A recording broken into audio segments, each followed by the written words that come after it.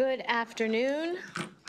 Today is January 23rd. Welcome to the bill hearings for the Ways and Means Committee.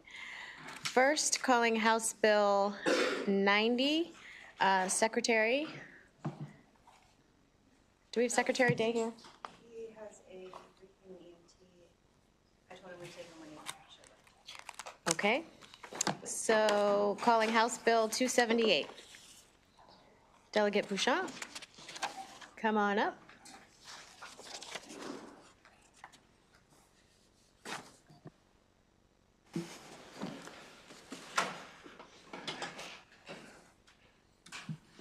Good afternoon, Madam Chair, Vice Chair, and distinguished colleagues of Ways and Means.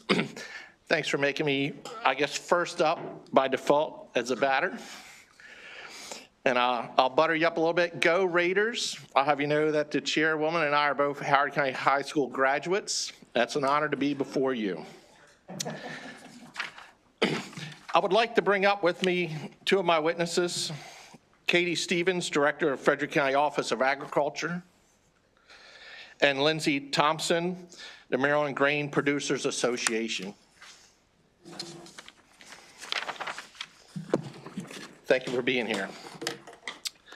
House Bill 278 is a bold step to support Maryland farmers and promote sustainable agricultural practices. In partnership with Maryland Department of Agriculture, we have introduced a very forward-thinking piece of legislation designed to encourage investment in modern farming technology and neutralize the bureaucratic melees that tends to happen. The bill provides an income tax subtraction modification for enhanced agricultural management equipment, empowering farmers to adopt innovative tools and techniques that improve efficiency and sustainable practices. This legislation also authorizes the Secretary of Agriculture to determine what qualifies as enhanced agricultural management equipment. This approach allows flexibility to incorporate new ag tech advancements without requiring additional legislation for each innovation, ensuring the program remains adaptive to technology progress. Sometimes technology exceeds the legislative process, as we well know, being legislators. With changing agricultural technology, it is important for our farmers to stay compliant and up to date. This bill aligns with the governor's plan for economic growth, ensuring our agricultural sector remains competitive and forward-thinking. Agriculture is the leading economic market in Carroll County. I also represent Frederick County, and it is there as well, along with many other counties in Maryland which are represented here on this board, this committee. By supporting this critical industry, the bill reinforces its importance to Maryland's economy and its role sustaining local rural communities. This legislation aligns with Maryland's goals of fostering economic growth in rural areas and supporting innovation. Such things as no-till planting, the installing of livestock manure into soils, all has a theme which is about fostering natural recycling of livestock waste for the replenishing of soil nutrition without causing unnecessary soil erosion that has an adverse impact upon the Chesapeake Bay, which is critical to all of us here, and the impact that erosion has upon our wildlife. By appealing to the fiscal interests of farmers and encouraging modern technology, we will, on the long term, recoup and even expand the short-term revenue loss that deductions cause. Thank you, and I ask for your support. Chairperson Atterbury and members of the Ways and Means Committee, my name is Katie Stevens, and I serve as the Director of the Frederick County Office of Agriculture. I appreciate the opportunity to speak with you today in support of House Bill 278, which represents a forward-thinking approach to bolstering Maryland's agriculture industry by encouraging the adoption of innovative and sustainable technologies. As the Director of the Office of Agriculture, I've witnessed firsthand the transformative effects of new technologies in agriculture operations. The equipment identified in this bill, including no-till planters, nutrient management systems, and manure injection tools, play a critical role in advancing sustainable farming practices. By incentivizing the purchase and use of these tools, House Bill 278 aligns with the state's goals for environmental stewardship and agriculture innovation. House Bill 278 promotes sustainability by reducing soil erosion and nutrient runoff, enhancing productivity by helping farmers optimize resource use and lower cost, and supporting economic growth by encouraging reinvestment and job creation. Additionally, it drives innovation by allowing flexibility for emerging technologies in agriculture. Frederick County's agriculture community thrives on forward-thinking policies like House Bill 278. By supporting this bill, we empower farmers to embrace sustainable practices and remain competitive. I respectfully urge a favorable report on House Bill 278. Thank you.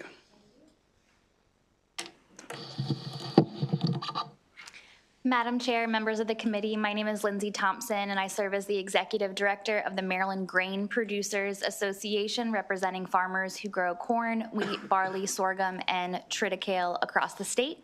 My husband and I also farm together in Queen Anne's County, just on the other side of the bay, and we are here in full support of this bill. So the income tax subtraction modification for enhanced agricultural equipment already exists in state law. This bill would expand the authority of the Secretary of Agriculture to put in via regulation equipment that qualifies for that subtraction modification. The current legislation in law outlines specific equipment that is eligible, and as you heard the delegate say, technology is changing very rapidly in agriculture, and new equipment is coming online faster than that can necessarily be put into law. So I'd like to give you a specific example. So one piece of equipment that is not currently outlined in the law but could be put forth in regulation is actually an AI sensor that you can put on your nutrient application equipment. And it uses NDVI to actually read the biomass and the color of the crop out in the field to determine which of parts of the field have more potential for higher yield and therefore could utilize more nutrients, putting those nutrients in the areas of the field that are more productive and less nutrients in areas of the field that are less productive to increase yield, profitability, but also reduce loss of nutrients to the environment.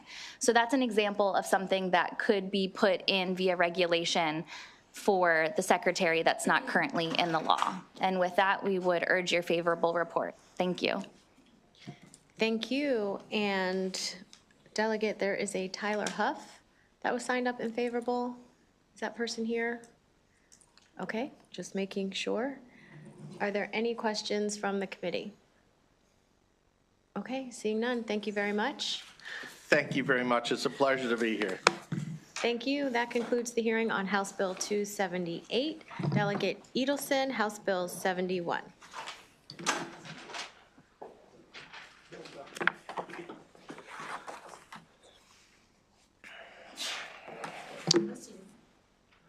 Good afternoon, Chair Atterbury, distinguished members of the House Ways and Means Committee. I'm Delegate Mark Edelson, for the record, here to present HB 71. This bill, apologize as well for the extra raspy voice, just trying to kick this cold. HB 71 will establish the Holocaust Education Assistance Grant Program in the Maryland State Department of Education with the purpose of assisting local school systems with the training of teachers to teach Holocaust curriculum in public schools. This grant program could only be used for teacher training classes and/or teaching materials. The annual appropriation from the governor's budget would be $500,000, and school systems could apply for up to $50,000 per district in funding. It is no secret that anti-Semitism continues to rise across our state and our country at an alarming rate. Every day we see reports of anti-Semitic incidents in our schools, at our jobs, and in our communities. As a society, we know that one of the best ways to prevent the harmful spewing of hate and ignorance is through education. As Maryland moves toward a more substantive Holocaust education in its classrooms, we must recognize that it is important to give our teachers the tools they need to both understand and properly teach the material to their students. Without funding for professional development and materials, this will be very difficult to achieve. By establishing the Holocaust Education Assistance Grant Program, Maryland's local boards of education will be able to hire the proper entities to train their teachers on Holocaust curriculum, provide needed materials to both teachers and students for effective lessons, and allow funding to go to activities directly related to Holocaust education, which could allow for field trips, guest speakers, and more. I have brought up this bill before, and I urge a favorable report. I will keep bringing up this bill until we have tackled anti-Semitism or we pass the bill. I really appreciate your time and urge a favorable report. I'm happy to take any questions, Madam Chair. Thank you. Are there any questions for the bill sponsor? Okay, seeing none, thank you very much. Thank you so Delegate much. Edelson. We're going to go, that concludes the bill hearing for House Bill 71. I'm going to call Delegate Smith, House Bill 184. And just in case anyone is listening, a bill is sponsor only if the committee has heard the bill before, and particularly if we have passed the bill before. And if you hadn't noticed already, I was kind of rushed when I came in, not you, Delegate Smith, but witnesses, aside from members, have 2 minutes to testify. But Delegate Smith. Thank you, Madam Chair. Thank you, distinguished members of the Ways and Means Committee, one of my favorite committees in the House of Delegates, as many of you do know. I have to protect every side of where my bread is buttered, okay? I have to keep, I don't want anyone telling on me to anyone else. But for the record, I'm Delegate Stephanie Smith, here to present House Bill 184. This is a bill that has been passed out of the House of Delegates a few times. We were hoping to have more success in the Senate moving forward. And this is a bill that builds upon a previous law that I passed that prohibited the withholding of transcripts for college students. If I had known then what I know now, I would have tried to accomplish all of this as it pertains to K through 12 students in that bill, but I was not aware that that was a problem at the time.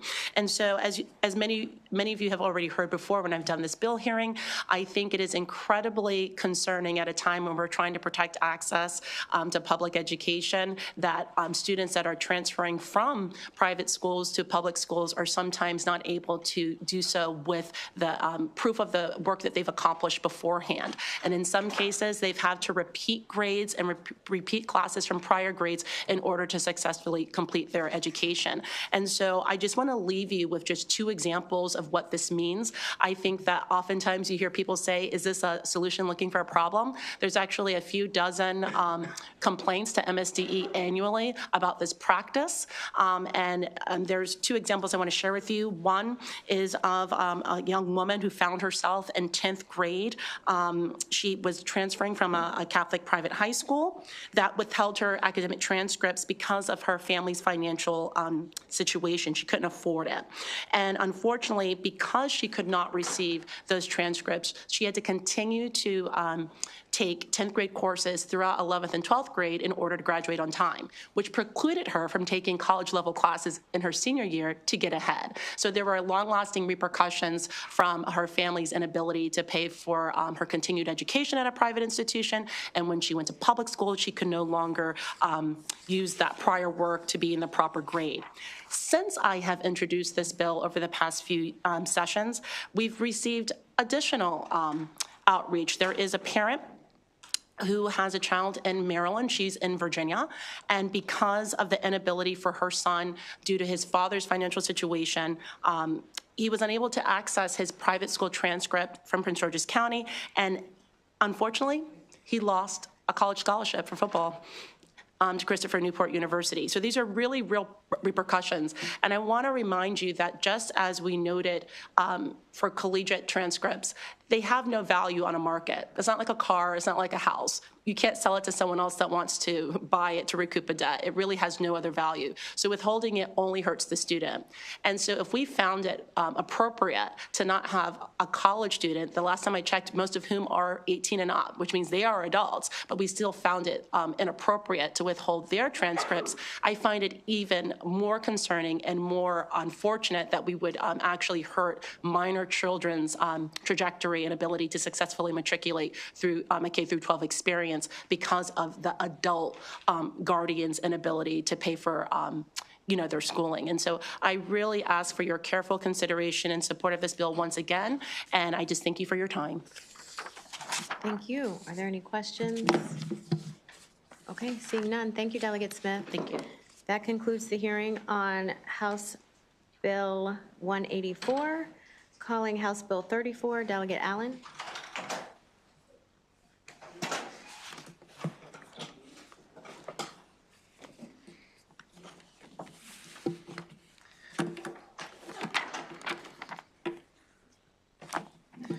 Thank you, Madam Chair. It's a pleasure to be here for the first time this year. Members of the committee, for the record, my name is Delegate Nick Allen, and I'm here to talk to you today and testify in support of House Bill 34. It's a bill I pre-filed.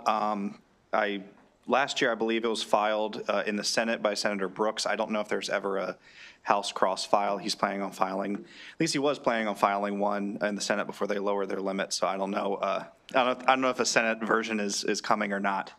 Regardless, this bill is a very simple bill. It designates November 11th, which is Veterans Day, as a sales tax-free day for veterans in Maryland. It also stipulates that the veteran needs to present proof of their service, in the form of an ID or DD-214 or something like that at the point of sale. The Maryland MVA already offers a veteran designation on driver's licenses and IDs, so that would suffice for those purposes. But again, it's a very simple bill. We all know there's a lot of options when it comes to Veterans Day and different ways businesses honor veterans and Veterans Day every year on November 11th. I know it's very common for restaurants, especially chain restaurants, to offer a special menu for veterans to eat free or at severely discounted prices. As far as retail goes, it tends to be a little more difficult for smaller locations and mom and pop stores to offer some sort of deal or special menu or something like that on Veterans Day. So this is a rather simple way to be able to do that, a simple way to show appreciation on Veterans Day, support commerce. Maybe if small businesses that are close to our neighbors in Delaware, Virginia, West Virginia, or Pennsylvania, it's the beginning of November, it's just before the holiday season. Maybe people in those states want to get a jump on their, well, I guess Delaware wouldn't matter because they don't have sales tax either, but the other states, they want to get a jump on their holiday shopping. It might be a good way to encourage them to come over the line to visit Maryland. So I will leave it there. I am aware of a fiscal note, and I know that is, we have our set of challenges this year in terms of that, so I leave it to the wisdom of the committee. And I thank you all for hearing me today, and I'm happy to answer any questions you may have. Thank you. Are there any questions from the committee? Okay, seeing none, thank you, Delegate Allen. Thank you, Madam Chair. That concludes the hearing on House Bill 34. Delegate Cardin, House Bill 245. Thank you, Madam Chair, members of the committee. Happy to return again to my favorite committee, Delegate Ebersol, as well as my former committee, which I loved serving on. It was a lot of fun. And a lot of former members of judiciary here that I enjoyed serving with as well, including our esteemed, one of your newest members and our esteemed chair. This bill, and I'm going to take a moment of privilege to mention that Delegate Edelson's bill on Holocaust education, I served on the Governor's Commission for Tolerance, Education, Genocide years ago, back in 2012, where we created a Center for Excellence on Holocaust education and hate and genocide. And if your council wants any insights or historical perspectives, I would be happy to serve and help in that regard. House Bill 245 is a bill that came to me from a constituent, and the situation is very simple. You've inherited a house, a residence, and in order for you to be able to keep that residence, you have to pay the inheritance tax because you are not one of the 7 relatives that is excluded. Mother, father, son, daughter, spouse, or maybe it's 5, that are and brother and sister are excluded from inheritance taxes, but anybody else. So like if you're a nephew and you're the only nephew of a rich uncle and he gave you his house and the house is worth $500,000, you got to pay $50,000 in inheritance tax. I don't know if it's 10% or 20%, but you have to pay $50,000 in inheritance tax, the only way that you could possibly maintain the house is to sell the house to get the money to pay the inheritance tax in order to keep the house. It doesn't make any sense. It's a catch-22. So what this bill does is, I brought it to you last year. We've amended it to try and make it fiscally neutral. It is, for all intents and purposes, fiscally neutral. But what it does is it allows, if you file a report with the Register of Wills for financial reasons, to be able to pay an installment plan, it's not a reduction in the inheritance tax. It's just that you can kind of make a payment plan in order to pay it over time. So yes, the state doesn't necessarily get the money up front, but eventually the state gets the money and it allows you. And this is only, by the way, for people who agree to use the residence as their primary residence that they are living in. So you can't get it and then rent it out as a rental or some other way. It has to be a primary residence. And so all those affidavits have to be included, I believe, with the Register of Wills, and demonstrate that you're going to use it as your primary residence. And that's the way it is, so that we can try and give people who want the American dream of homeownership the ability to be able to do that. And that's all the bill does. Okay, are there any questions for Delegate Cardin? We'll start with Delegate Miller. Thank you, Madam Chair, and thank you for bringing the bill. Sure.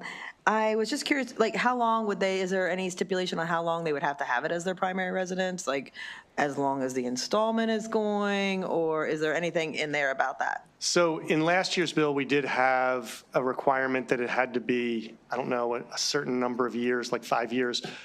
I have no problem with that. If you can figure out language, that would be great. You know, I think it should be their primary residence for the entire time that they're paying this. I mean, that would seem to make sense. So if you and staff want to help me with that language, I would be open to that amendment. Yeah, Okay, sure. thank you. Yeah. Delegate Long? Thank you, Madam Chair. I had a question for you. The scenario you were talking about, if they had to sell the house in order to pay the inheritance tax, wouldn't they also have to pay capital gains if that property had appreciated since they had bought it? Wouldn't Sure. it be up to the estate, so they would get a double whammy? Double whammy. Yep. But maybe, like, it probably is a triple whammy somehow, because then they would have to pay, you know, maybe it's just a double whammy, but yes. All right, well, Yes. okay, I was just curious if that was true or not. Just curious, if a property's set up in a life estate and it transfers upon death, are they still liable to pay inheritance tax? You are a little bit above my pay grade on that. Well, I am too, so that's why I was asking. I don't know. Thank Yeah, you. maybe we'll have to ask. I could answer the question, but I don't know if I'm answering it correctly. So I'll get back to you on that, and maybe I'll talk to some folks at SSTAT and see if we can figure it out. That's a great question, though. You got to reach back to your law school days. Delegate Roberts. Thank you, Madam Chair, and thank you for bringing this bill. My question is, is there any data on the number of people this is, you know? That's a great question. I have a feeling this will, because you have to keep it as your primary residence, I think it's a very, very limited number. It's a very small number of people. My staff, Matt Horn, who's behind me, told me that he was told by county or state? He already left. He already left. No, right here. Oh, there you go. County or state that said that there were lots of people that just. Colleagues here, and, you know, and also in the district and. So not statistically speaking, but just through word of mouth, that there are a number of people this would impact. I have a feeling, and based on the fiscal note, that it's a very small number. But you have a dozen people who can maintain a residence, and the state doesn't lose any money, why wouldn't we do that? Okay, thank you for the answer. Okay, any other questions for Delegate Cardin? Okay, thank you, Delegate Cardin. There is someone signed up unfavorable. Candace Boifidron. Okay, she is not here, so that concludes the hearing on House Bill 245. Secretary Day, welcome to Ways and Means. Calling House Bill 90, and you bring up whomever on your team is gonna sit there with you. Great. Chair Atterbury, thank you so much. Good to be with you. For the record, my name is Jake Day, Secretary of the Maryland Department of Housing and Community Development. And to my left is Carrie Snyder, DHCD's Director of Community and Economic Development Partnerships. And we're here to talk to you about House Bill 90. I want to thank the chair for sponsoring this bill on behalf of the department.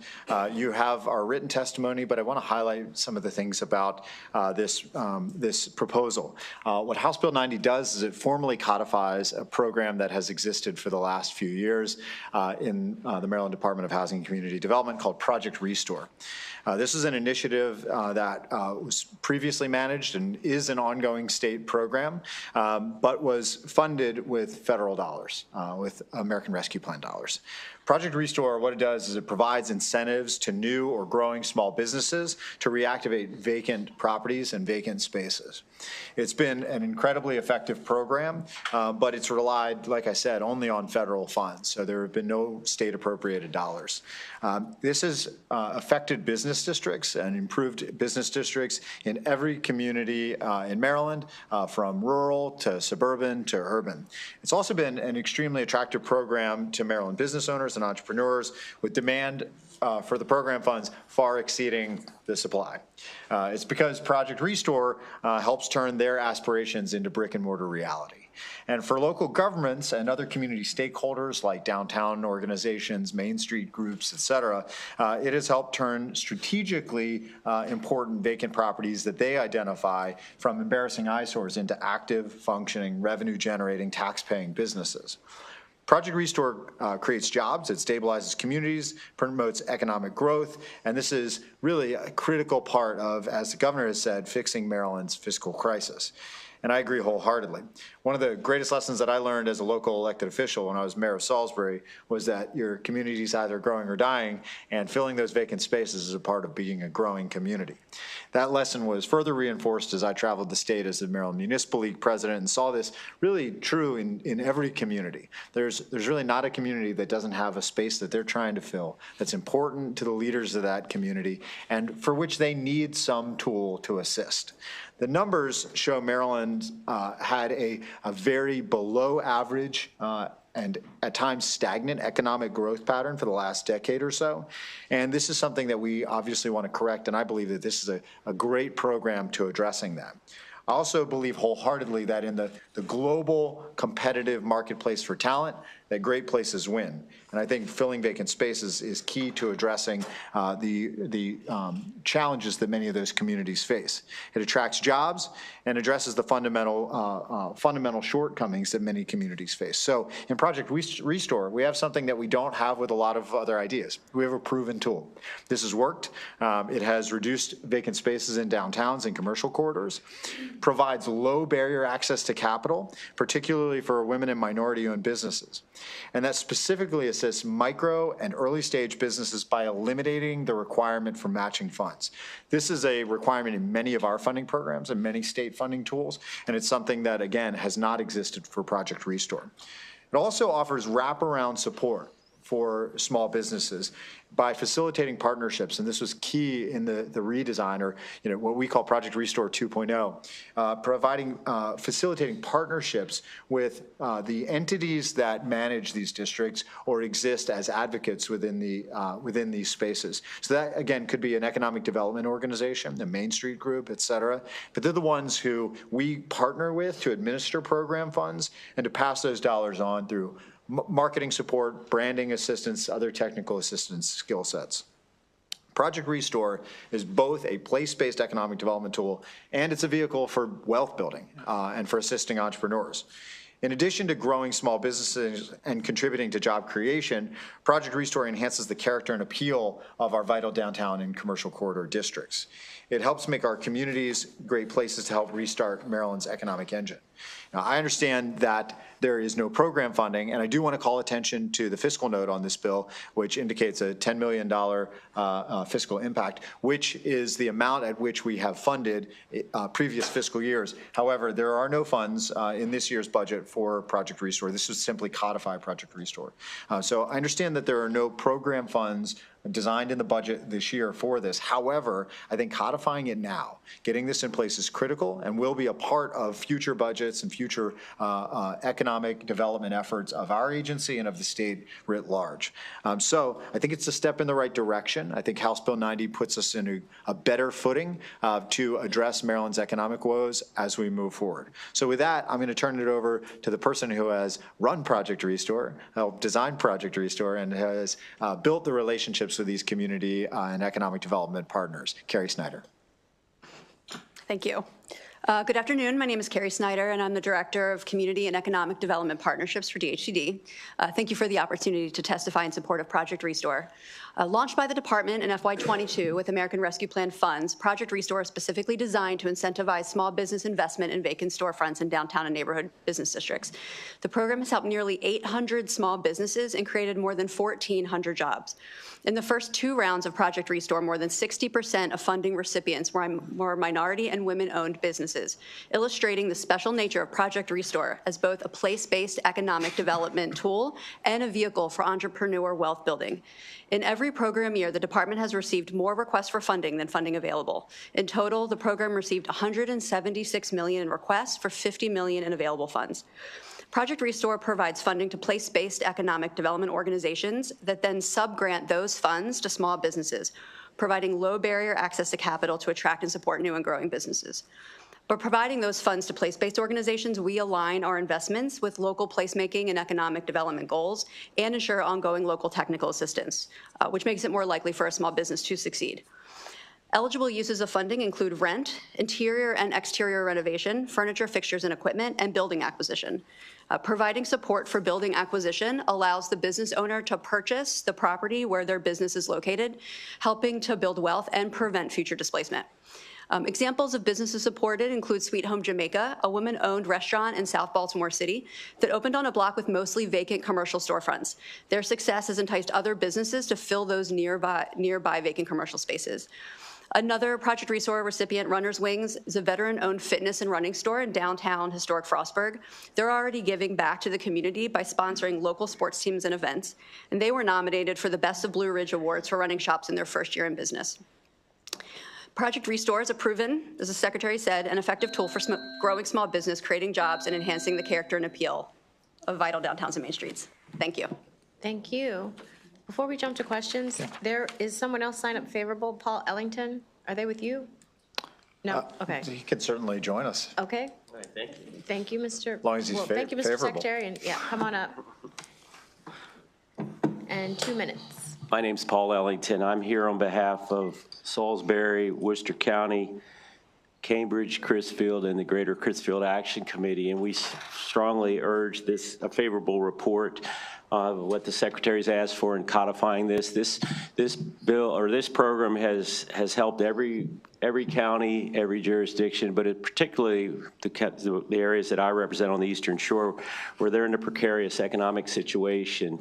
They're so close to the boundaries and borderlines of other states that oftentimes businesses without proper incentivization could easily move to, and much like in Cumberland, they can move out of state, and even in the DC area. So I will be respectful of your time and simply ask for a favorable report. Thank you. Thank you. And you stay there just in case there's some questions. Delegate Fair. Thank you so much, Madam Chair, and thank you, Mr. Secretary, for bringing this important program forward. During the interim, the Ways and Means Committee traveled out to Cumberland to tour a downtown project, and I'm just curious if Project Restore was involved in that project at all and funded any areas of that project, just to kind of crystallize what this program has done or affected? Sure. So I think Carrie can probably speak to specifics, but having spent 3 or 4 visits to Cumberland in the last 6 months, I can tell you we've got a number of different programs that have invested there, including in the Main Street or the Baltimore Street itself. So we invested in that project. We've invested in a number of different building stabilizations and facade projects. So the Maryland Facade Improvement Program has put dollars into building facades there. Strategic Demolition Fund has helped acquire some properties. Community Legacy has. And I was just in contact yesterday this morning with Wheels Up Adventures, the great story store right there in downtown Cumberland, where we're exploring 3 different expansions with him, with Mandela, the owner, 3 different expansions of projects in and around Cumberland, and one of them actually out at Deep Creek. Any other things that you're aware of that Project Restore has done in Cumberland? I don't have the specific project awardee data with me, but there are a number of awardees in Cumberland and other downtowns in Western Maryland.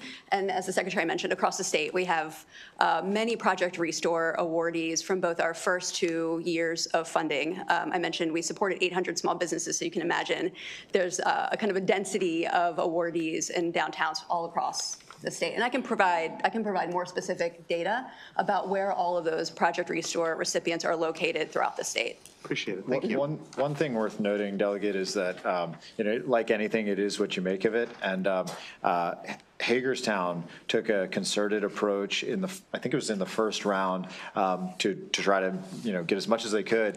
I think it was something like 40 businesses. It was overwhelming. I mean, I think the highest concentration outside of Baltimore City was in Hagerstown. It was because they prioritized this particular tool over other efforts, and they were successful because of it.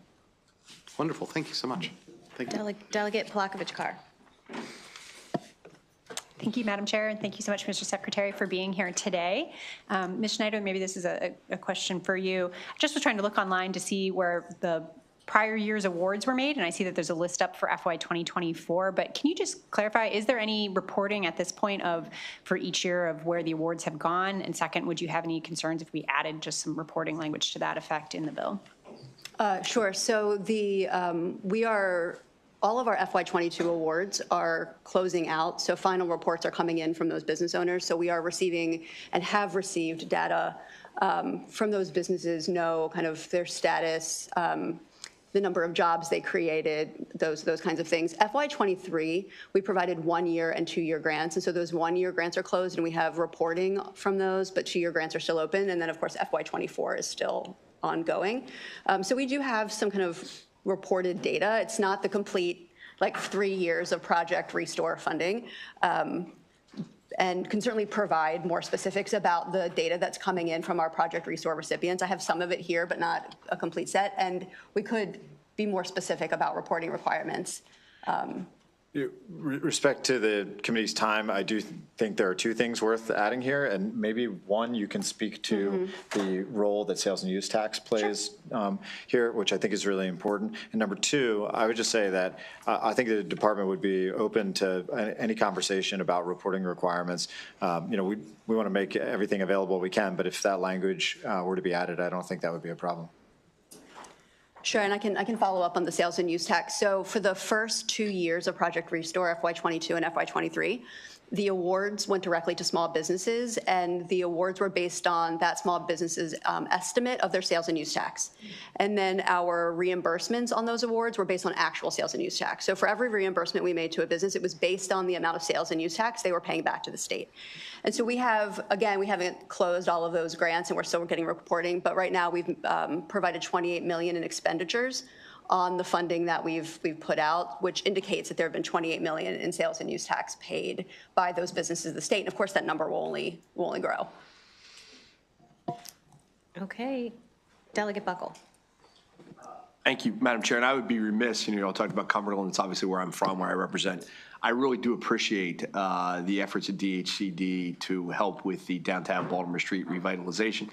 I also do have to indicate that the only reason Secretary Day comes so often is because he really likes Ottaviani's downtown, from what I've heard.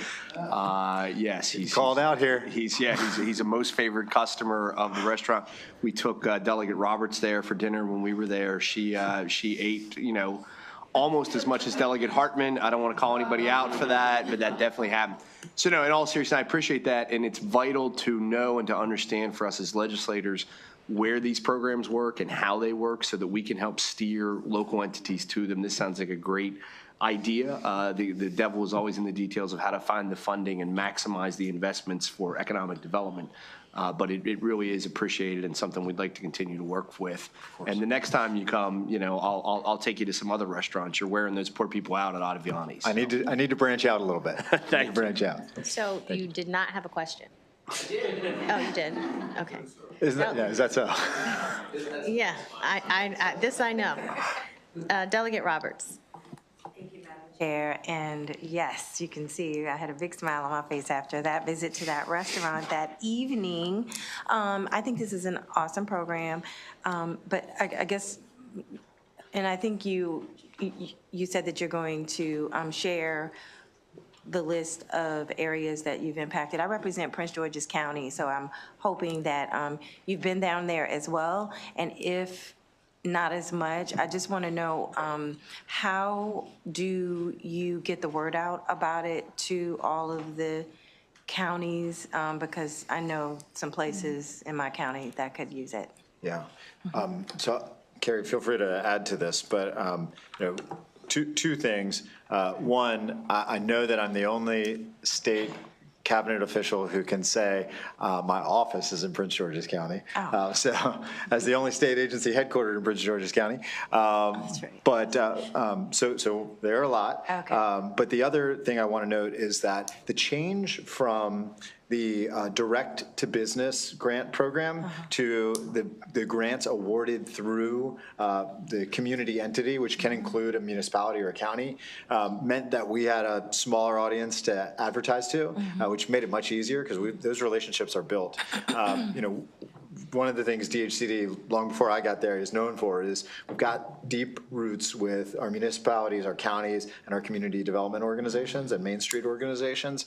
And so marketing to them, advertising to them has been really easy. So this latest round, I think, has the potential to not only be more effective because everybody will have heard, but also to be more effective because that partnership, passing those dollars through those entities, has enabled them to say, yes, there are 9 businesses that wanted to locate in our downtown, but we've got these 4 most critical vacant buildings that we need to fill. So they can do the matchmaking work, and that's what happened with that modification to our program. As far as how we marketed before that, I'll lean on Carrie to answer that. Okay, I'll do my best because I wasn't here. It was before both of us, but the first 2 years, FY22 in particular, that funding was based on COVID relief.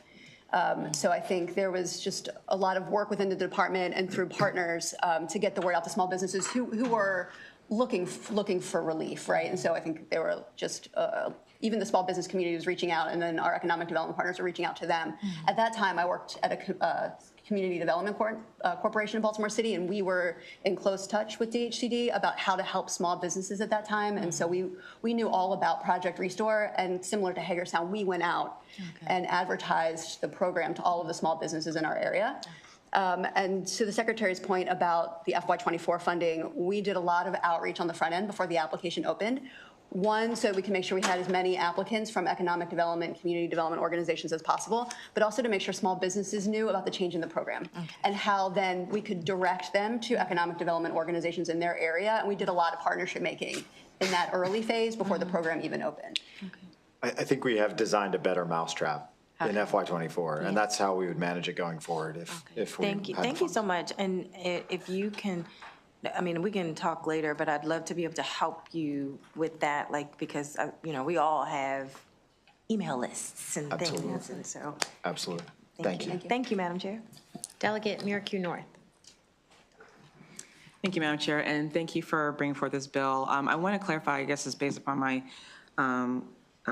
colleague, Delegate Roberts, had just talked about municipalities or counties, but in your examples that you provided, I heard a lot of municipalities. So what counties have heard about it, done any work in terms of reaching out about this program? Because local government includes both, right? As defined, but I heard a lot of municipalities as examples. So if you can speak on any county efforts among 24 counties that have utilized this program. Yeah, I mean, I can tell you that working in partnership with Baltimore and Howard counties, mostly because they don't have the benefit of municipalities, but they've got deep ties and connections to their Main Street districts. And there's a lot of coordination done. Like, I'll use Baltimore County, for example. Baltimore County DHCD, their Department of Housing, does a lot of that direct hand-holding work with the Main Street groups. So we have a great collaborative engagement with them, not just on Project Restore, but on everything. But that's an example. I'm sure we have others. I can think of, really every time that we have visited a county, and as we tour the state and go county to county, this is not something that is of disinterest to county officials. The county economic development folks are aware of Project Restore. We're aware of it during COVID and are certainly aware that it has continued to exist up to this point. So we've got good partnerships there too, even if oftentimes it does end up, it ends up at the neighborhood Main Street shopping district scale, which either means it ends up in the hands of or in partnership with a municipality or a community development organization that's active in that part of the county. I can tell you in Dundalk, in Essex, and Towson, just a couple of spots in Baltimore County where we end up working both with the community but also with the county government. The only thing I have to add to that is I mentioned that kind of early partnership making in the beginning. So in our early outreach, we reached out to both municipalities and counties and then made sure there was coordination if there were interests from the county officials, but also municipalities in similar areas for business support. We just made sure that everybody was in dialogue and working together. But we did outreach to counties and municipalities together. Okay, thank you. Okay, are there any further questions from the committee? Okay, seeing none, thank you all very much. Thank you, Chair. Thank you. That concludes the hearing on House Bill 90, Delegate Rogers, House Bill 60. Thank you, Madam Chair. May I bring my panel?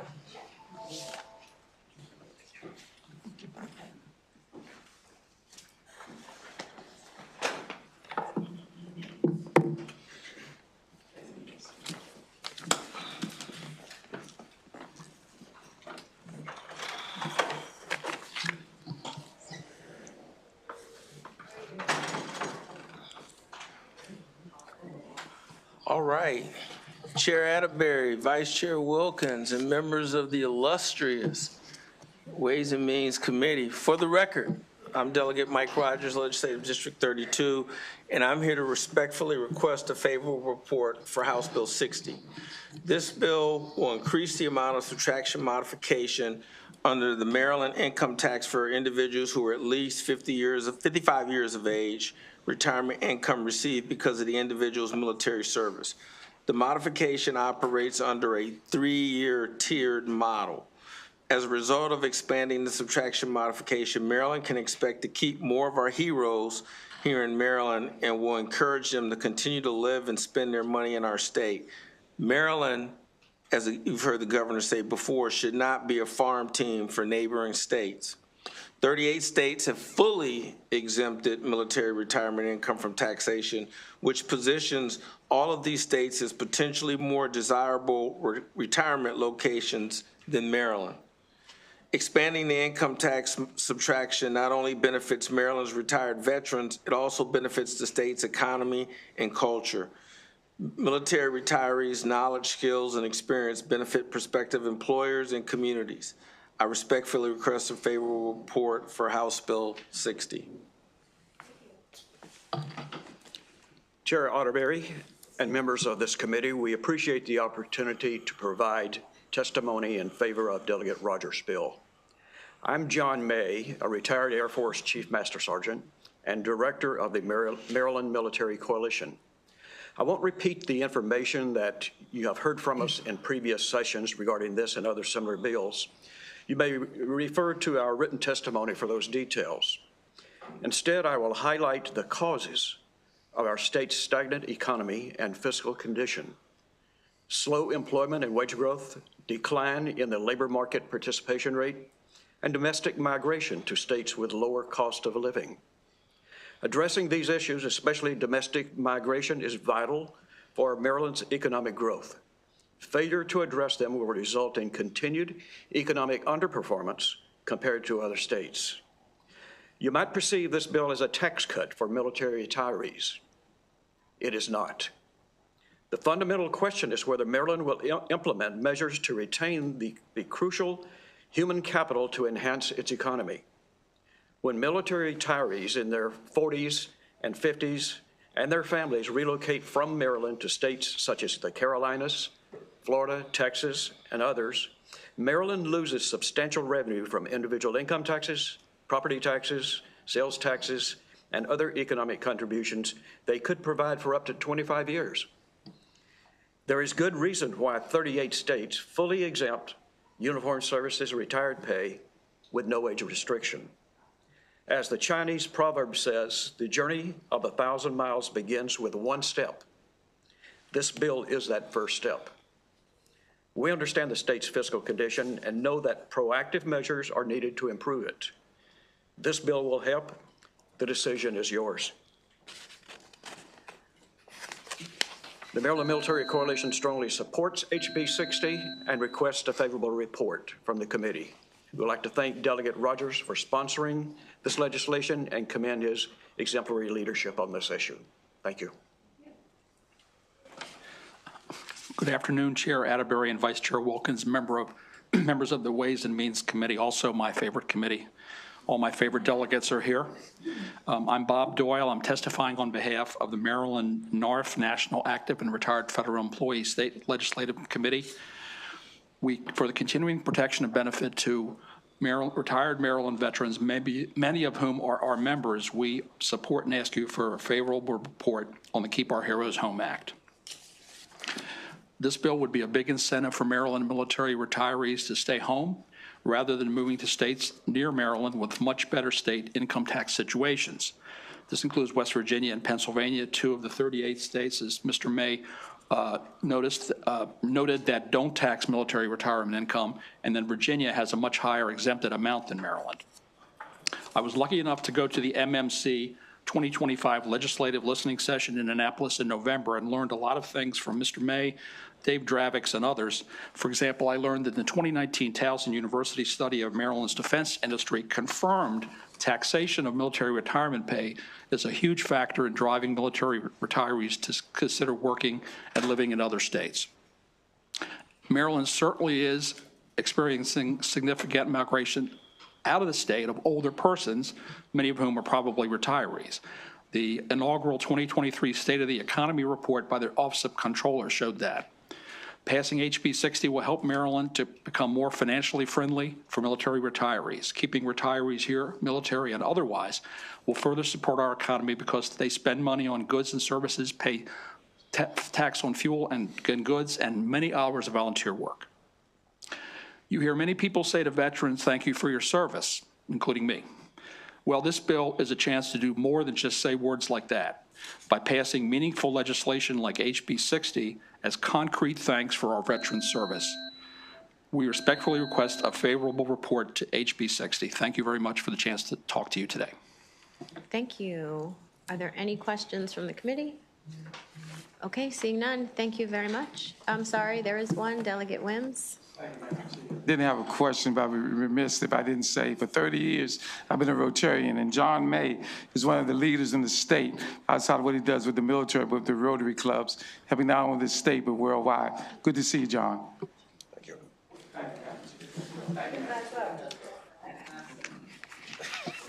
Thank you. We have another favorable, Brittany Morris.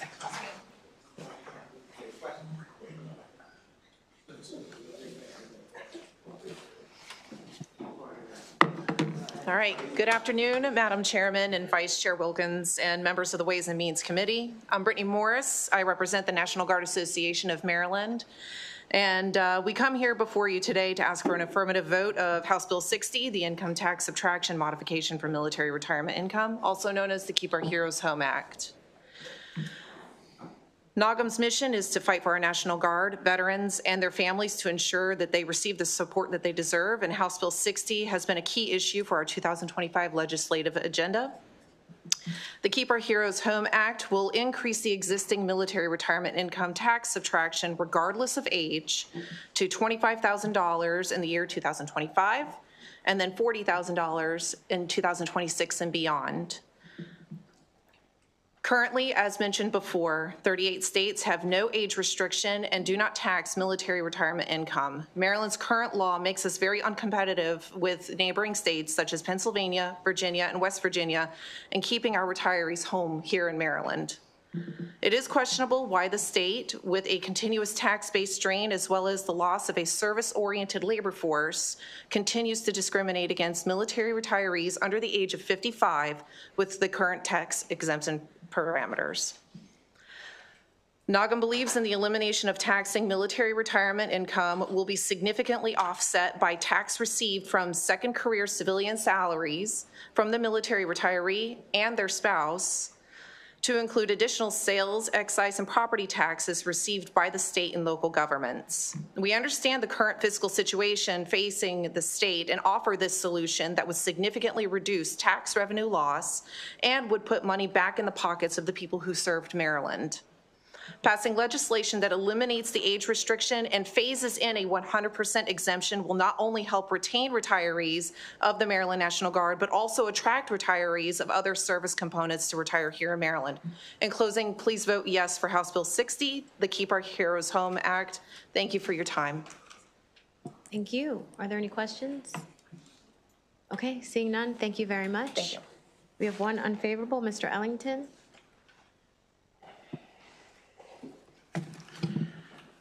Thank you.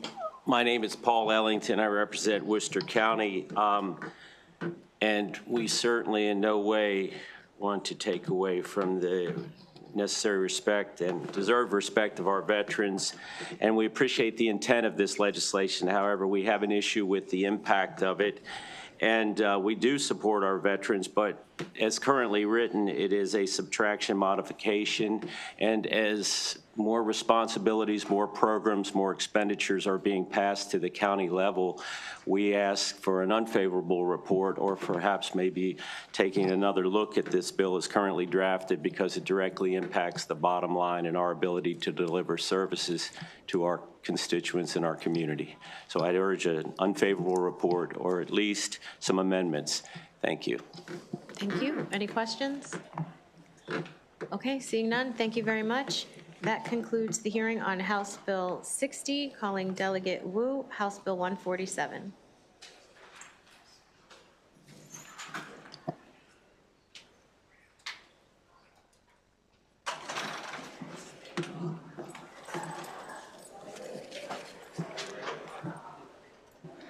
Good afternoon, Madam Chair and Madam Vice Chair. For the record, I'm Delegate Cha Wu from District 9A. I will present HB 147 today, and I'm asking for a favorable report. This bill is co-sponsored by Delegates Grammer, T. Morgan, Pastor, and Patterson. HB 147 is an important piece of legislation aimed at improving the educational experience for elementary school and middle school students in Maryland. The bill proposes a policy that prohibits elementary and middle school students from using the cellular phone and other personal electronic devices during the school day, except under certain circumstances. By eliminating the use of these devices, the bill seeks to reduce cyberbullying, foster face-to-face communication, and encourage active participation in classroom activities. While technology plays a vital role in our lives, young students often need guidance to use these devices appropriately in school environment. HB 147 aims to remove these distractions and create a more focused and productive learning space. Research shows that unrestricted device access in schools often leads to decreased academic performance and increased distractions. According to a 2021 study by Common Sense Media, 64% of teens report feeling pressure to respond to a notification during school hours, disrupting their focus and classroom engagement. Studies have also indicated that constant use of personal devices contribute to higher stress levels and reduce attention spans among students. And it even increases pressure to adults like delegates as well. So I want to say we have seen positive impact while we see some restrictions in schools. And some schools that adopt a policy which restricts use of cell phones see a 15% increase in student participation and a 10% improvement in standardized test scores. The evidence points to a clear conclusion regarding device use. Reducing distractions in classroom leads to improved academic outcomes. Furthermore, personal device prohibition will help combat the growing problem of cyberbullying. A report from the National Center for Educational Statistics found that schools with unrestricted device access had a 30% higher rate of cyberbullying compared to those with device-free policies. By limiting students' access to personal devices, HB 147 aims to foster a safer and a more respectful learning environment. The mental health benefits of device-free policies are also noteworthy. Excessive screen time, especially social media use, is linked to a higher rate of anxiety and depression among adolescents.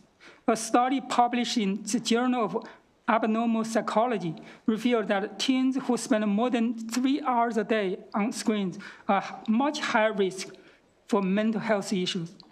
By removing this use of personal devices in school, HB 147 provides students with a healthier, distraction-free environment that promotes emotional well-being.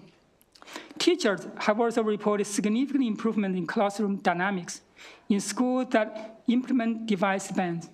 A survey conducted by the Pew Research Center found that 73% of teachers observed more effective collaboration and communication among students when personal devices were not allowed. One lawmaker in New York State who implemented cell phone bans in her district shared that social media often let students cut off from human connection and normal classroom activity. There have been statewide restrictions in many other states, including Pennsylvania, Virginia, Delaware, Ohio, Indiana, South Carolina, Alabama, Florida, Oklahoma, Minnesota, Utah, and California. Additionally, the bill also allows exemption for specific circumstances, such as medical needs or educational purposes, as determined by school administration. Finally, there's no physical note for this bill. So in conclusion, HB 147 is to address the challenge posed by the unrestricted personal device use in school. By reducing this, we're promoting a safer environment and supporting mental health. This bill will help us ensure that in Maryland public school system, we have the best possible conditions for our students for their academic and personal success. It has already proven effective in other districts, and I believe it will have a positive impact here as well. Thank you very much for your time and consideration. Thank you. Delegate Young. Thank you, Madam Chair, and thank you, Delegate Wu, for the bill. Two quick questions. The first question, in Section B, you omit existing policies limiting cell phone usage, but then your bill requires every other board to do a policy that prohibits. Is there a reason of the distinction, and why wouldn't the new boards also be in a posture of limiting or regulating as opposed to making them prohibit? I think that this bill is really trying to create a consistent cell phone usage bill among the whole public school in Maryland. So some schools maybe have a little different cell phone policy. I want them kind of consistent across the whole state. Yeah, I think that's the challenge I have, right, is if Baltimore City is limiting and then Montgomery County is now mandated to prohibit, then you got an incongruency. And so I would want to see that the language is the same where the limiting could be, I mean, that's just a nuance. The second question I have is having to do with advancing new technologies. Are you expecting for these to also include smart glasses, AR glasses, et cetera, like that? I think that's part of a discussion we're going to have, and I really don't see much benefit at this moment. There are smart glasses or AI glasses, and definitely I think a student can enjoy that for academic purpose. Maybe the school can allow that for a certain time, but I don't see their prevalence usage during school hour. Yeah. There's the liberty or freedom the school administration can choose, but it's really by default, it's not allowed. That's the intention of the bill. I think we could talk a little bit more about what some of the capabilities that are being developed and that even exist today are, and to help, I think, tighten up that piece to make sure that it is incorporated, because I don't think those are fully incorporated, although it says including in this broad language. You could be a little more tailored on it, and then I think that we could talk about, you know, what it could look like as it pertains to the good use cases. Sure, sure. I agree with that. Thank you. Thank you, Madam Chair. Any further questions? Delegate Ebersol. You're just following up on Delegate Young's question line. It's a good one, because it does, ones that have an existence might not have it as restrictive as what we're suggesting in the bill. But beyond that, maybe we could amend this bill to have language that would allow for technologies that we can't possibly guess are going to be ones that will be insidious in the future. You've named the ones that exist, but once we put it in law, then we would have to update the law. So I don't know if you'd be amenable to that or not. Thank you, Delegate Ebersol. I agree with you, right? So because the long list, maybe we're not able to cover, or the technology moves forward quickly. Personally, myself, I actually worked in the AR domain. So I show the students, I went to the classroom, show students a really wonderful thing with the AR. And all the kids love it, right? They see new technology, see the virtual reality, they really love it. When I put the goggle and on and then look at that, they really love it. I think the point is we don't want this new technology, or we're really kind of so prevalent in the classroom, which it become a distraction. If the school, for example, they feel there's a need for educational purpose, they definitely can bring in this kind of devices for educational purpose.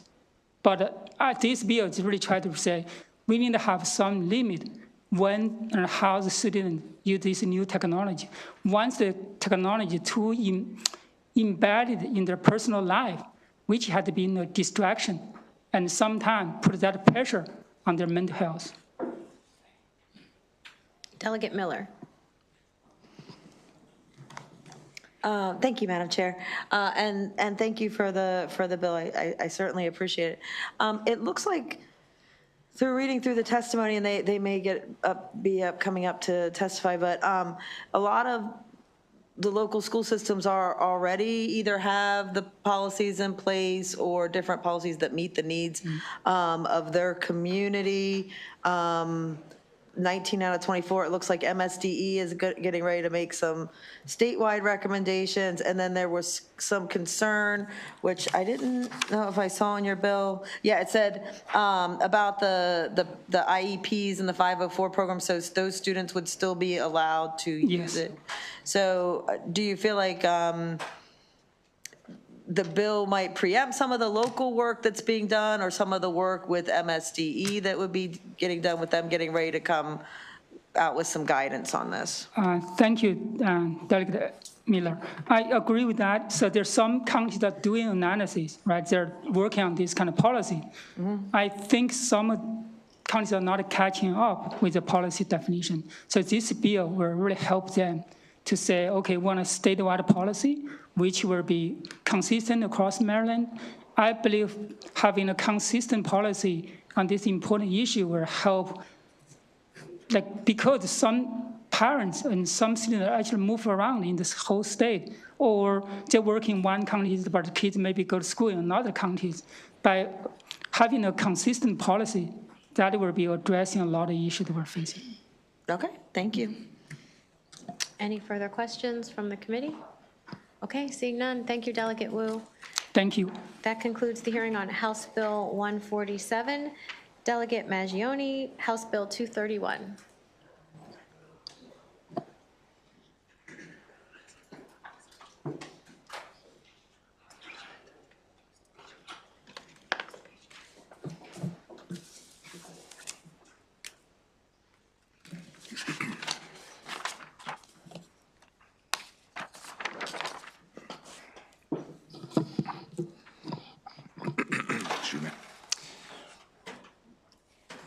Thank you, Madam Chair. Good afternoon. For the record, I'm Nino Mangione, and I'm representing District 42A, and I appreciate the opportunity from the committee to be here. I'm here this afternoon urging a favorable report on House Bill 231, the Taxpayer Protection Act. This bill is about one concept, and that's transparency with the taxpayers of Maryland.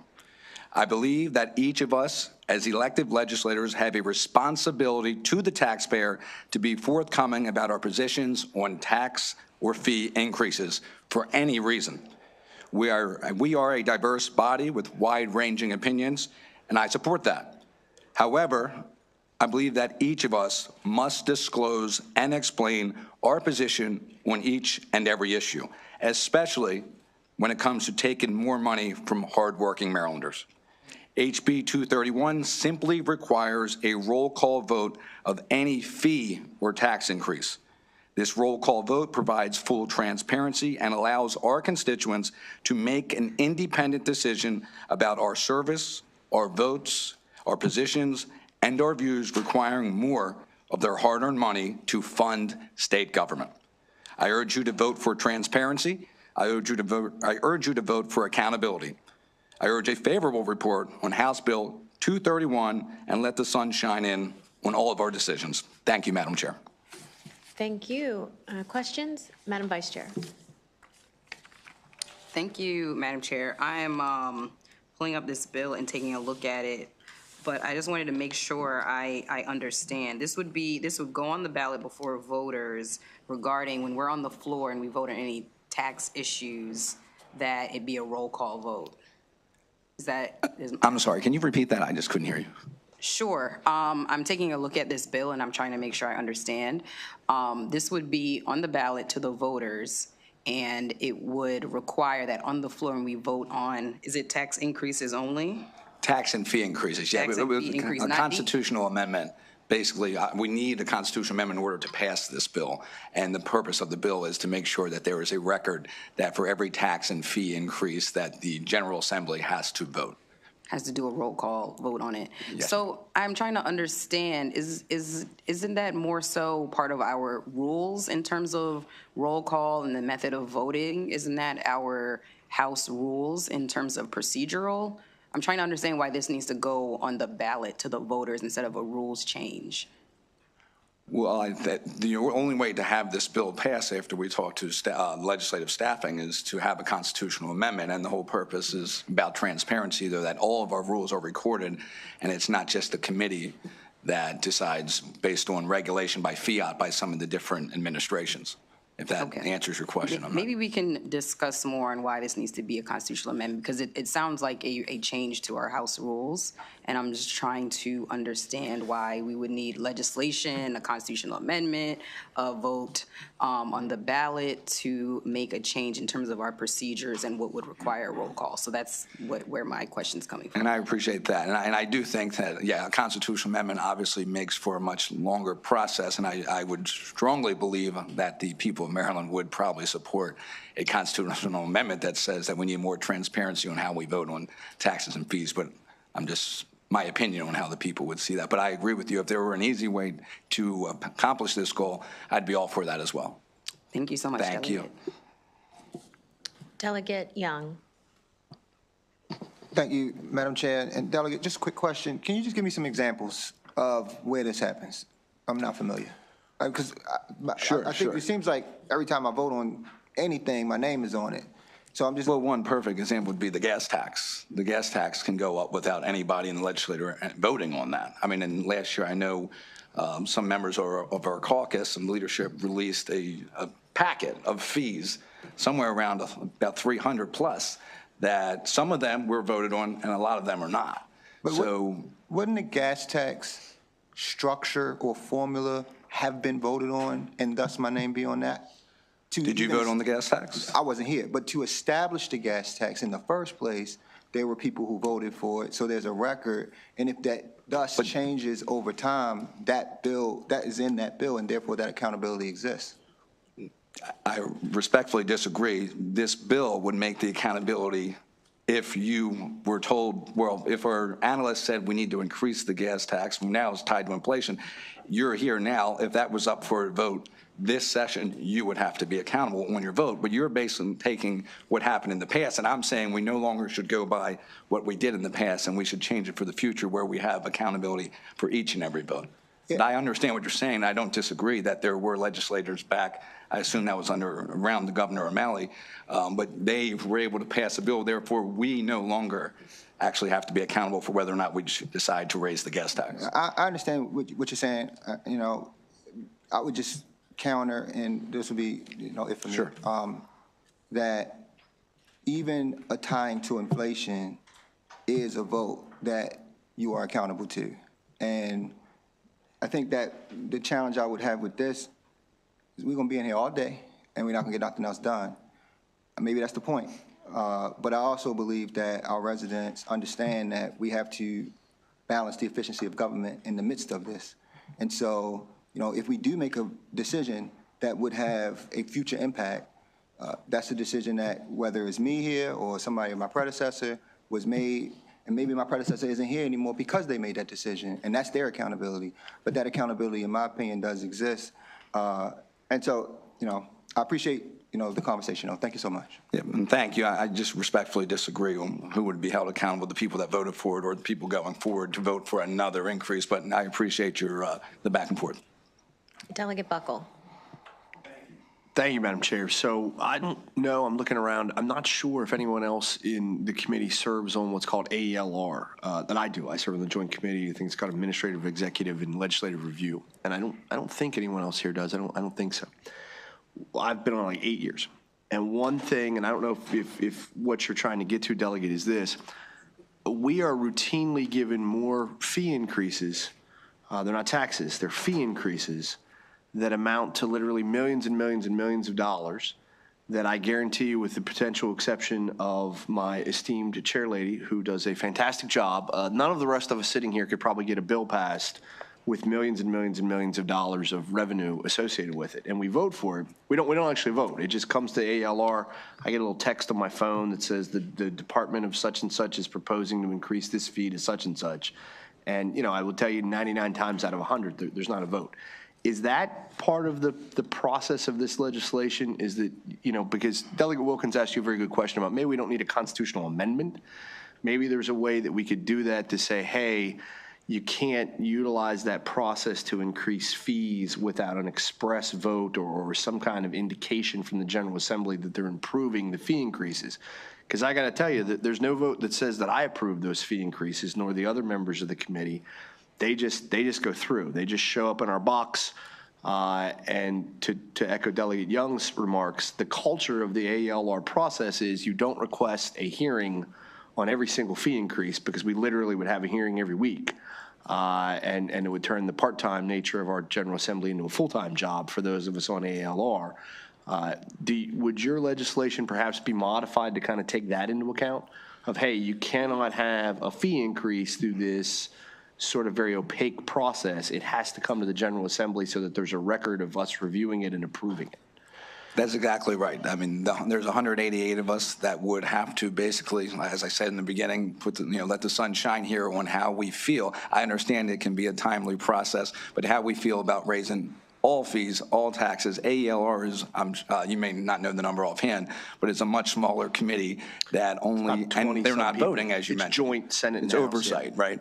Right. So I want it to be where that transparency is for each and every legislature, basically to have to make the decision. And we obviously may disagree. Some may be right. There might be an instance where you need to raise this tax or fee, or you need to cut this tax or fee. The point is, we should have to take a vote. Okay. Thank you. I mean, I think that's a potential workaround to the issue. You really need a constitutional amendment, because taxes we do vote on, other than the ones, as you mentioned, that are tied to inflation that just automatically go up. But the fees really seem to be an issue. I mean, there's lots of fees. Some are included in legislation, some are included in the current budget proposal, but there's lots and lots of fees that really don't have any legislative debate about their purpose. They just go through this process during the interim months. And I actually, to that point, I mean, I have nothing wrong with these different agencies. For example, I know the Department of Health opposed this bill, and the Department of Health, for a number of reasons, said that there are different, I guess you could say, committees that recommend these fees, and that's perfectly fine. Bring those recommendations to the House and Senate floor where we decide yes or no to those fees. I don't see how it should prolong too much the process, but with that said, I think the people of Maryland would really love to know who's deciding each and every year to increase each and every tax or fee, I should say in this case, and how much and how often. Thank you. Thank you. Delegate Miller. Thank you, Madam Chair, and thank you for bringing the bill. And I agree with a lot of it, but I would like to what you were just talking about was exactly what I was going to ask about, particularly the Board of Physicians and nursings and things like that, where you have a board that sets fees. They have meetings and public transparency about setting the fees, and there are other fees that are set in regulation. So are you saying you would want all of those fees to be brought to the General Assembly? Is that what I heard you say? And then voted on from the General Assembly, like all of those like licensing fees and things like that? Yes, I'm saying that I respect the hard work that those individuals do, but they're not elected by the people to make decisions, in my opinion, that should raise their taxes and fees, whether it's something from MGH, whether it's an electrician's fee for its license. All of those decisions, I think, should be made by the legislature each and every time to decide. So when the constituents go, and I know most of our constituents, they love their personal legislator. You might see them at the fair, you might see them wherever, but if they found out that you raised their fee 670 times or whatever in just one session or one term, they might think, well, maybe I want to look into somebody else who's not going to raise our fees as much or taxes as much.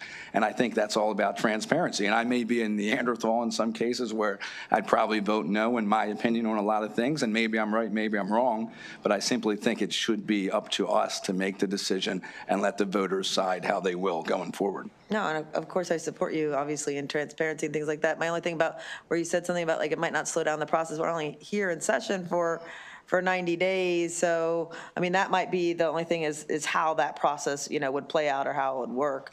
That might be some difficulty to making sure that they can function. Right? We wouldn't want to slow down any process, especially when it comes to certifications and licensure, which we want our physicians to be licensed and our nurses and things like that. So, but definitely appreciate the bill. Thank you. I appreciate your feedback. Thank you, Delegate. Any other questions? Okay, seeing none, that concludes the hearing on House Bill 231. Delegate Maggioni, House Bill 282.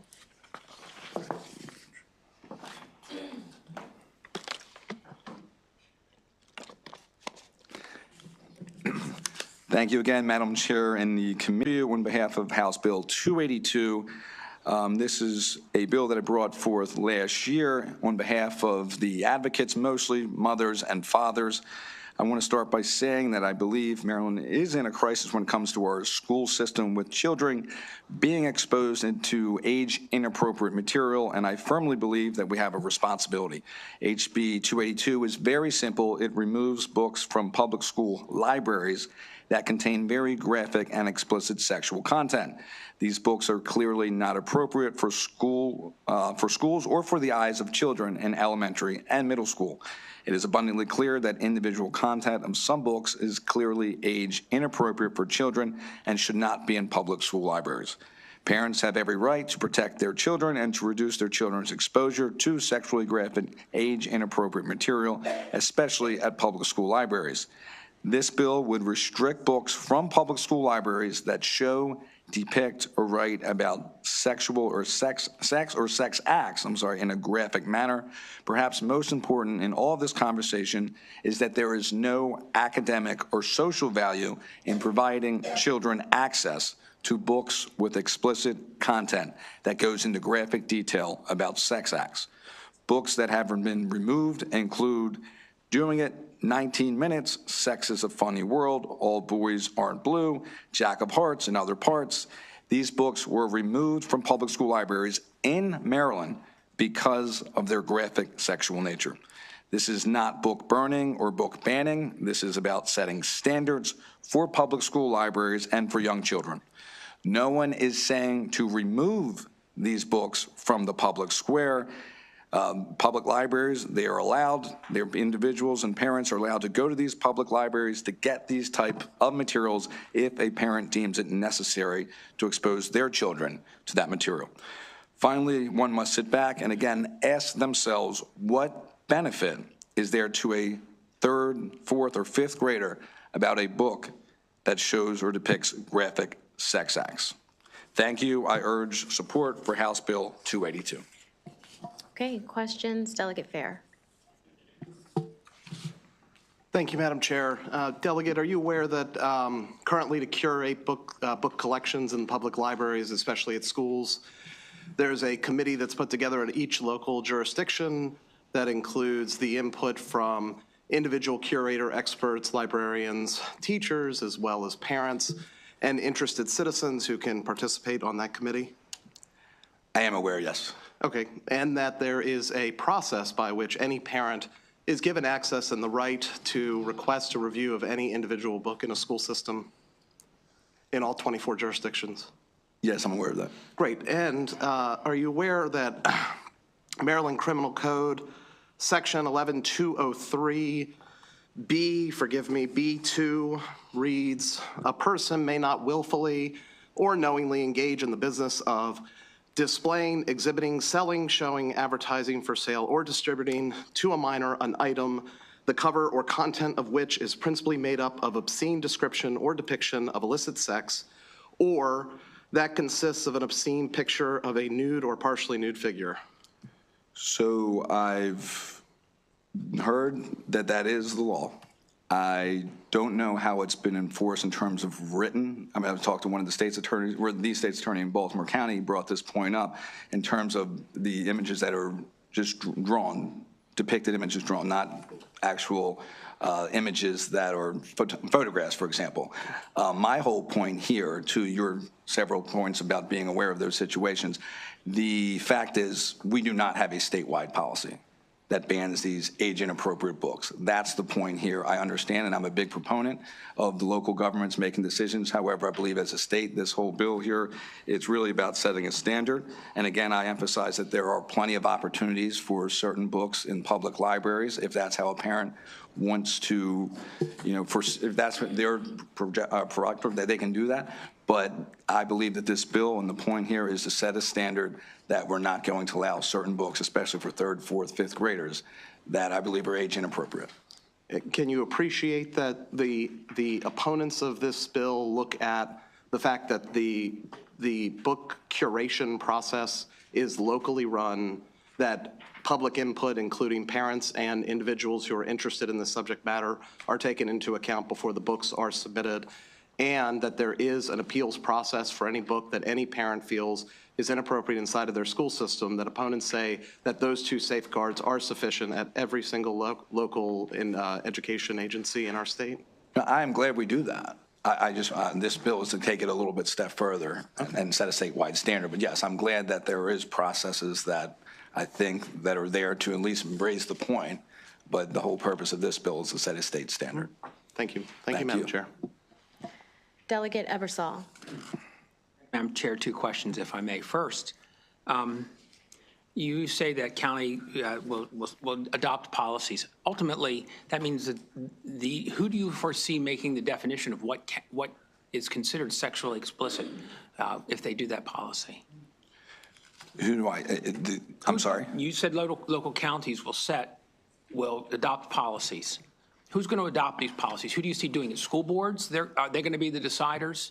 So the school board and a number of these different, I believe as a state, we should have set up a board, and the bill, the locals should have a standard set by the school board and different players involved with parents, advocates, et cetera, to make sure. None of that's in your bill. You just say they adopt policies and procedures. So it could be one person, could be their policy and procedure, sitting there and deciding this is acceptable, this isn't. Okay, so I think we need some more explicit, we would certainly need, I hate to use the word explicit here because it's used in a different way. We need more explicit language on that. Second, I wonder if you'd be willing to include in this bill that we also take a look at materials that are extremely violent, acts of violence between people that kids can read about in school, and they should also be eliminated, war scenes and things like that. Would that be something that you would be willing to add into this bill? Well, acts of violence that aren't based on history, I think that's something age appropriate. I don't think. So if they're historical, they're okay? Historical in nature, yes. I think that if it's historical and it's age appropriate, I mean, if you're learning about World War II history in third grade, I don't see that being an issue. It's a historical reference, but are you going to read a thriller, crime thriller, when age required for 13 about murder? It wouldn't really make sense. With an extremely violent murder in it, that would be okay? No, I'm saying why that would not be okay. I think that's something that could be considered. Seems like that would be something you should address. Yeah, I think that's something I would have been open to, yeah. Thank you. Thank you. Delegate Miller.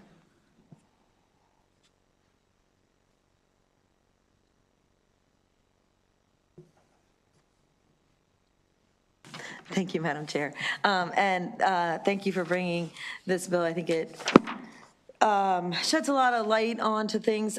Just curious, the criminal code that my colleague read from, has that ever been used, applied, looked at, the standards in some of the materials that are in our libraries or anything that you know of? I mean, Not to my knowledge, no. Okay. Okay. And then some of the book titles and things that you read from, were they, was that available at all school libraries, at all levels? Are there different levels?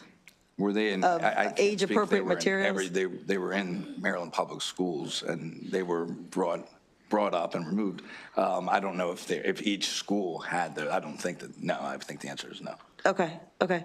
So, and again, to the other delegate's point, so you are relying on the county school system to still have the same input and everything like that, so they could still go through their same processes and everything. This would just put a standard in place where they would have to be judging these books against the standard, or perhaps even a criminal code. Correct, yes. That is in place where they would not allow these materials into the school system. That is correct, yeah. Against, okay, thank you very much. Thank you, Delegate.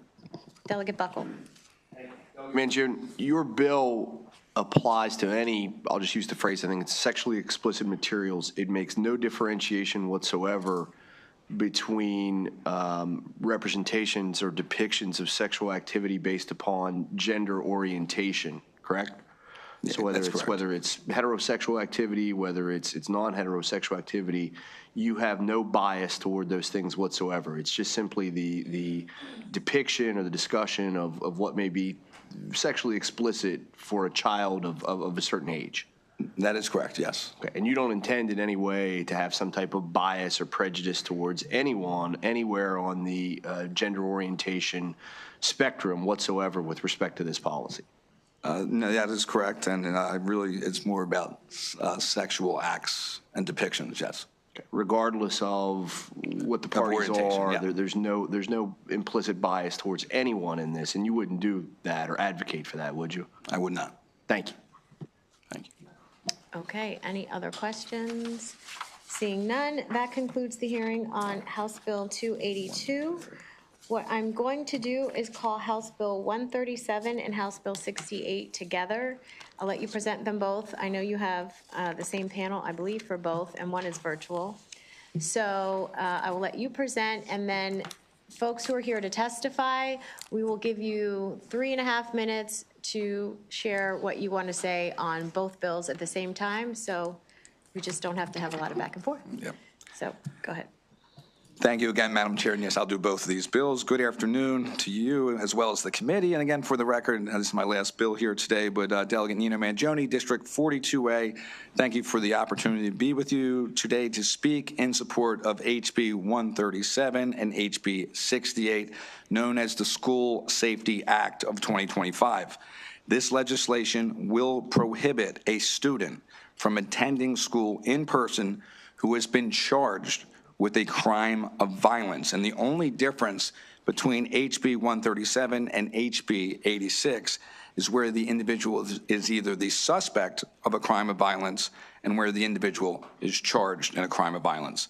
So it is vital that we provide for the security of Maryland students.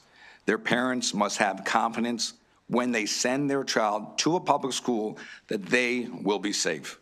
One of the ways we accomplish this is by making sure we know who is in our schools and if they can be there without endangering other students.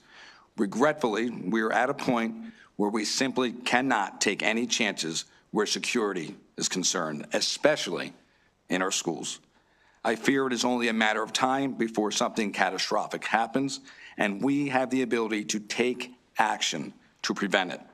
I should point out that the student charged will be provided an alternative educational option. They simply will not be with other students in the educational setting. I would never want to face a grieving parent, as I already have, and have to respond that I had an opportunity to prevent violence in our school system and did not. This is common sense legislation. Our children and their parents deserve this protection. It is, of course, our obligation to protect our children at school and not expose them to violence.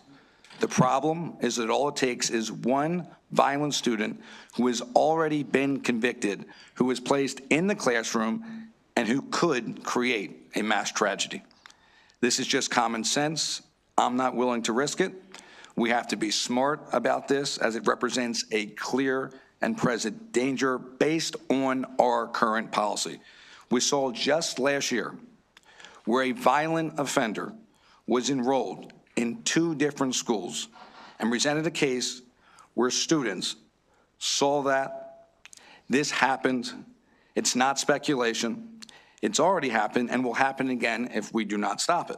I want to add just brief context to this as I conclude here.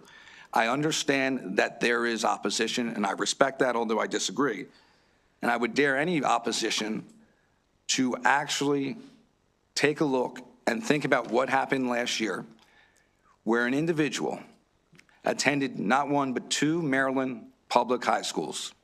That individual was the suspect and now has been convicted of not only strangling, raping, tying up, but murdering a beautiful 20-year-old autistic woman. That individual attended, again, not 1, but 2 Maryland high schools. I don't know that this bill is perfect. I don't know that it's the absolute answer, but I know that we can never allow something like that to ever happen again in the state of Maryland. Something needs to be done. It needs to be done this session, and I urge you to support favorably HB 137. Thank you very much. Okay, are there any questions from the committee? Delegate Miracle North. Thank you, Madam Chair.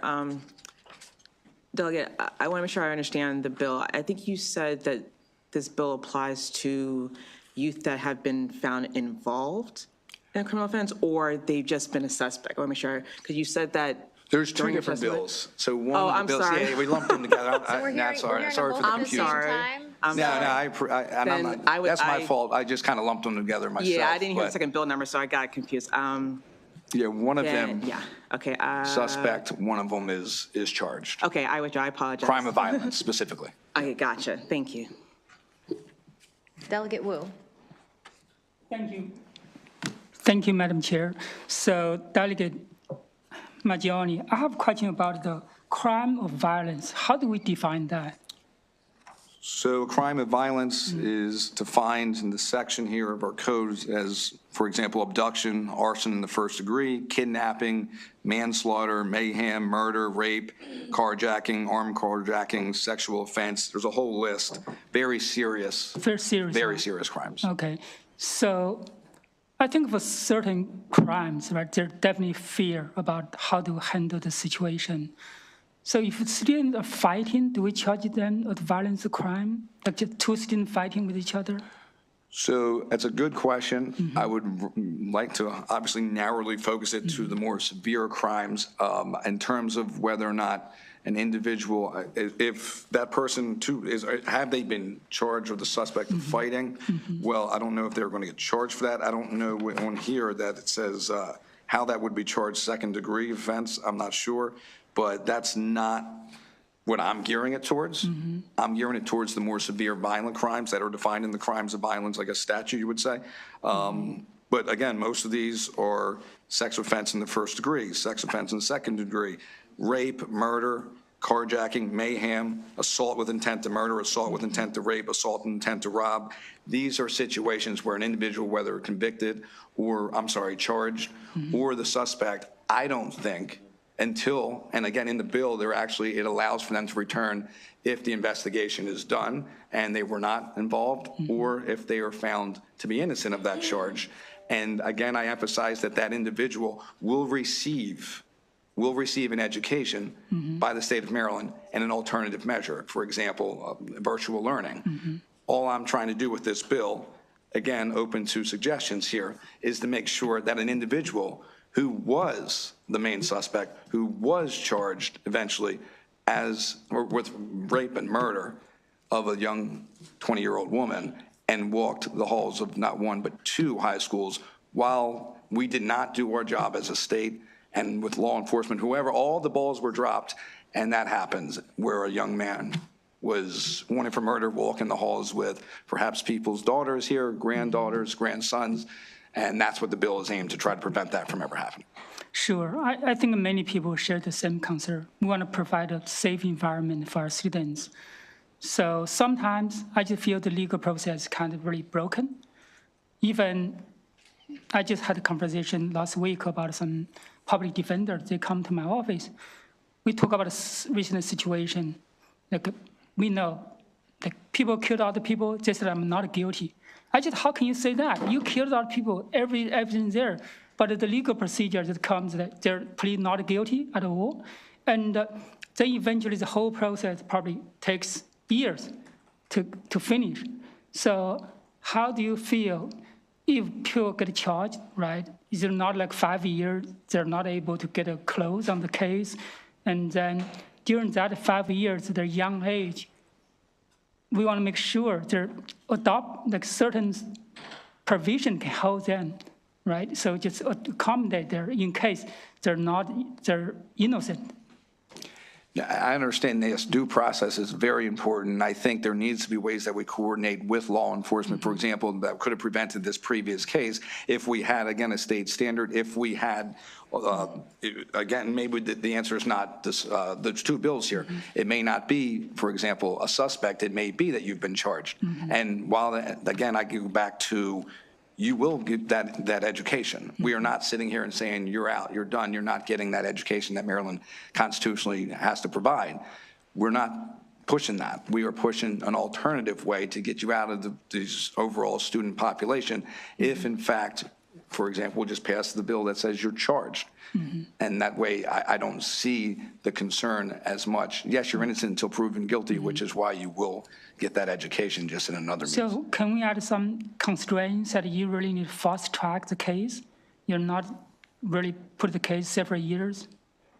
Ask the public defense or the... You're saying a false charge? Yeah, no, not just get the case done quicker, right? Like fast yeah, track, the faster the court proceedings would happen would be beneficial to everybody involved. But again, I just want to go back to the rights of those students also that are in the classrooms that are potentially in a situation where they're spending their days in the hallways in the classroom next to this potentially extremely violent offender. And I think that ultimately their rights are every bit as important as the rights of that individual with their due process. The due process is going to happen no matter what. They're going to be allowed to have their day in court, number one, and of course, get their education. I cannot emphasize that enough. We wanted to make sure that we didn't violate any constitutional measure that says that they would not get their education. Sure, thank you. Thank you, sir. Delegate Young. Thank you, Madam Chair. So I'm really going to focus on 68. Just to put on the record that, to be very clear, that 68 is a very clear violation of the United States Constitution, particularly the 14th Amendment, both procedural and substantive due process. Specifically, what it does is it identifies an individual as a suspect, and as a result of merely being a suspect, that individual is losing and having a government taking of their right to sit in the classroom. So you might want to really look at that. Additionally, there's no real definition of suspect. Specifically, when we think about the criminal code, or rather the criminal procedure, there's a reason that we charge people. At the moment of charging, you then have notice, and therefore you can respond to said notice that the government is going to take an adverse action against you. Here, you have a suspect who is not necessarily given notice, or rather their notice is when they're taken out of classroom, and they have not yet been given that process or that opportunity to defend themselves. So as pertains to 68, I think that you really do have a constitutional issue, and preserving the Constitution is in the oath that we took. Isn't that so? That is so. If it is if it's unconstitutional, clearly I would be opposed to it. And if that's what I guess the Attorney General or somebody who could ask for a ruling said it was unconstitutional, then I would have to abide by that.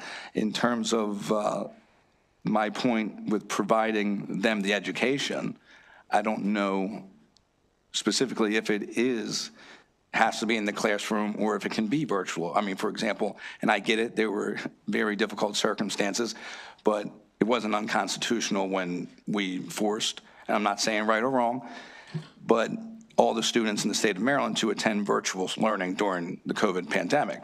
So I just don't understand necessarily that it would be, and I could be wrong, but it could be unconstitutional to say that you have to go attend virtual learning if you are in fact a suspect in a murder case. Yeah, I think your analysis of COVID is not, doesn't apply here. COVID was a special case. I mean, but we don't have to go back and forth. I don't want to take up the committee's time, but again, it's really important that we make sure that we are not, I mean, when we talk about criminal behavior, when you apply the term suspect, there's a reason that a suspect is not a defendant. We use two different words. We use two different words in the criminal procedure, and those apply here. A suspect can be determined to not be at all involved. And so I think that you might lump in students unnecessarily, removing them from classrooms, stigmatizing them. Now they got to deal with the situation. What happened? Why were you taken out of class, et cetera, et cetera? And there's a more thoughtful approach.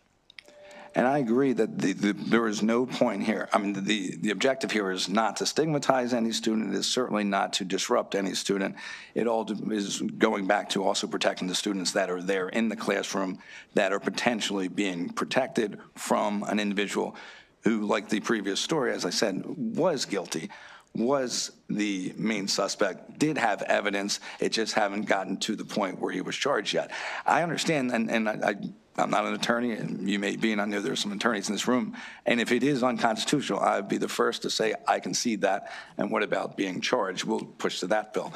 But, and the part about COVID, I guess I understand it's different, but, I mean, it wasn't deemed unconstitutional, and again, I'm not a lawyer, but offering the online learning certainly is giving them the right to the education that I believe that we have to provide. So, thank you. Delegate Miller. Thank you, Madam Chair. And absolutely thank you for bringing both of these bills. I think, and I think Pazam summed it up pretty well. It's highlighting a broader issue of communication and breakdown in communication and barriers between the Department of Juvenile Services, between law enforcement, between what's either happening sometimes inside a school or outside of the school, and school officials that can not only help keep the education of suspects, whether they're a suspect or whether they're charged, or so they can keep that education going, but also protecting victims. And schools are part of our communities. We do compel students to go. And what I would hate to see is, and very well see, whether someone is a suspect of a crime that could have even happened at the school. And there's a crime of violence that has happened in a school very close, and I'm praying for the victim and their families and hoping that situation ends out well. It's happening very close to us right now. So if the person who committed this crime is a suspect, they would be then possibly allowed to go back into the classroom or the same school where they just victimized people? No, I'm not trying to argue, because I definitely don't want to argue with him. I don't want to argue with the lawyers. There's a lot of lawyers in this room. I am not one. They did it. Right, exactly. But sometimes the charging takes time. It takes time to gather evidence. I'm talking about rape victims, sexual assault victims, somebody who has been victimized, and then they could either have to sit in the same classroom, they could have to ride the same bus of someone that's just being suspected of the crime. But there's, like I said, all that process takes time. So I think that there is a breakdown between that piece of law enforcement and protecting people's rights, but then also protecting. So I 100% appreciate the bill and support you in this. I just wanted to say, have you thought about, especially from the suspect part of it, keeping someone in school and allowing them to access their education in either a separate room if they're doing virtual, or something along those lines where they would be monitored and not interacting possibly with victims and things like that. But I think you're highlighting a big point that has unfortunately caused horrific things to happen, which are awful, and no family should ever have to go through these things. So, are there other options? I think that, have you looked at that, other options of what would possible to allay some of the concerns? Yes, and thank you, Delegate. And we That was a have very long and question, I'm sorry. we are looking at as many options, and yeah, I mean, in terms of being in a separate location, or at the same location but in a different room, we haven't looked at that. The whole point was to be away from the general population of schools. I mean, I will say again, as I ended the testimony, I mean, completely open to anything that the committee and the body would come up with to address this measure. I'm not saying this is perfect, but if this body doesn't take corrective measures to change something that already happened, I mean, it's, again, not speculation, it happened. I don't think anybody here would ever want to see it happen again, where an individual who ultimately was charged for murder was attending these schools. And we have an opportunity to do something, and I just don't think anybody here would want to be guilty of not taking any action, whether it's this bill, whether it's any of these bills. I just needed to make sure I brought it up. And again, to Delegate Young, I mean, if there's constitutional issues with one of the bills, then sure, we have to make sure that that is taken into consideration. But at the end of the day, some type of corrective measure, I believe, has to happen. Delegate Ebersol. Thank you. Here. So notwithstanding all the other commentary, one question. Sure. Is it your contention that virtual education is better for or would be equal to the education a student might receive in a school for all students? No, sir, that is not. Okay, so when you say virtual, it's an option, but given things like IEPs and free and appropriate education, are you concerned about those issues in this situation? I mean, I agree 100% that in-person learning is, I believe, the most beneficial to a student. I also agree that there's a major distraction if that individual has been charged for a violent crime for those surrounding and sitting next to that person, walking the halls with that person. So I think we need to figure out a balance of how we offer that individual his constitutional or her constitutional right, but also protect the students that are in those schools. There's also federal laws around free and appropriate education, right, that guarantee students proper education if they are disabled, as some of these people will be. And is that figured into your calculus here? So, I mean, this bill is not at all designed to target individuals that are disabled unless they commit a horrible, heinous, violent crime. I just don't think that anybody that commits a serious violent crime, who's charged with a violent crime, should be, and in this particular example that already happened, murder, they should be walking the halls with the schools. Thank you. Delegate Griffith.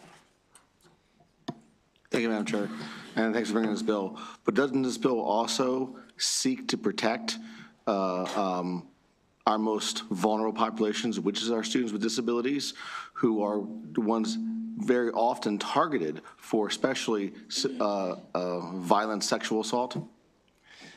That is the hope, that it would protect all their students, yes. Thank you. Okay, any other questions? Okay, thank you, Delegate. Thank you, Madam Chair and committee. Derek Noyes, is he here? Okay, do we have Jill Ferrara virtually? No? Okay, so we will move to the unfavorables, and please remember that you're coming up to testify on both bills, House Bill 137 and House Bill 68, if you signed up for both. Madam Chair, were they not signed up, Mrs. Hamilton? I signed up. Say the name again, please, Delegate Maggioni. I'm sorry, Ms. Nobles. No? Tammy Nobles? Yeah, I signed up on Tuesday. This is the mother of the young woman, Kayla, that I hope is bringing up in the hearing. No, she is not on here for either bill. She's under written testimony. Yeah, Oh, yeah, written testimony. and in person. I also said in person She said that- and written. Under which bill? Do you have it? Do you see it?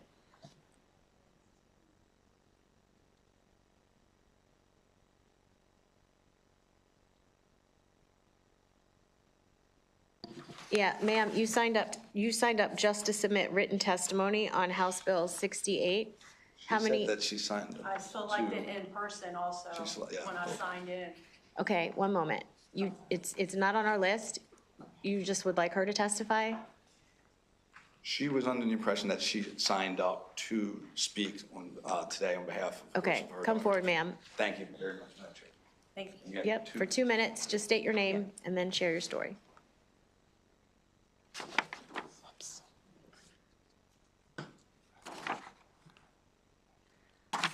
Good afternoon. My name is Tammy Nobles, and I am the mother of Kayla Marie Hamilton. On July 27th, 2022, my daughter was brutally murdered, raped, and tied up by Walter Javier Martinez. After he killed my baby, he just left her on the floor like trash and went to lunch with his half-brother and to Target to spend the $6 he robbed from Kayla. During the investigation, Martinez was the main suspect, but the detective was waiting on DNA so he could make an arrest. During the investigation, Detective Schofstall found out that Martinez was a known gang member on the MS-13 gang member list and had a criminal record in 2020 for illicit gang activity. Since Martinez was almost 17 years old at the time of Kayla's murder, the Aberdeen Police Department had no choice but to call Harford County Child Protective Services to take custody of Martinez until an arrest was made.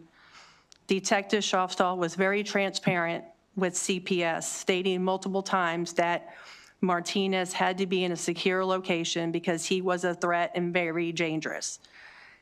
Detective Schofstall even ran out to the car of the CPS worker and stated again how dangerous he was, so they understood. Department of Human Services, along with the CPS worker, put this dangerous individual in a group home with other children, and not only that, Department of Human Services and the CPS worker enrolled him into high school. When Martinez had behavior issues at the group home, CPS moved him from the group home to a foster home without notifying the Aberdeen Police Department. Then Martinez was allowed to attend another high school. Department of Human Services and the CPS worker put children and adults at risk. They allowed this dangerous individual to be in schools and be around other parents' children. Martinez should have never been able to attend school. Oh, okay. I am tired of the blame game and the agencies and schools not taking accountability. The children of Maryland and school safety are not being put first, and their lives are at risk. The Department of Human Services stated that they choose the proper placement for each juvenile. So the proper placement for him was in school with other children. We need to do better for our children in schools here in Maryland. The safety of all children and staff should come first, not the criminals. Let's do what's best for every child and pass the Student Protection Act of 2025, and those that are the main suspects in felonies still get their education by attending virtual school until they're either absolved or committed of the crime. We do not need what happened to Kayla Hamilton to happen to another child. Thank you. Thank you, ma'am. Thank you for coming to share your story with us. Thank you. Now I will call up the unfavorables, and I have Levi Bradford, Logan Ewing, Kelly Quinn, Abby Flanagan.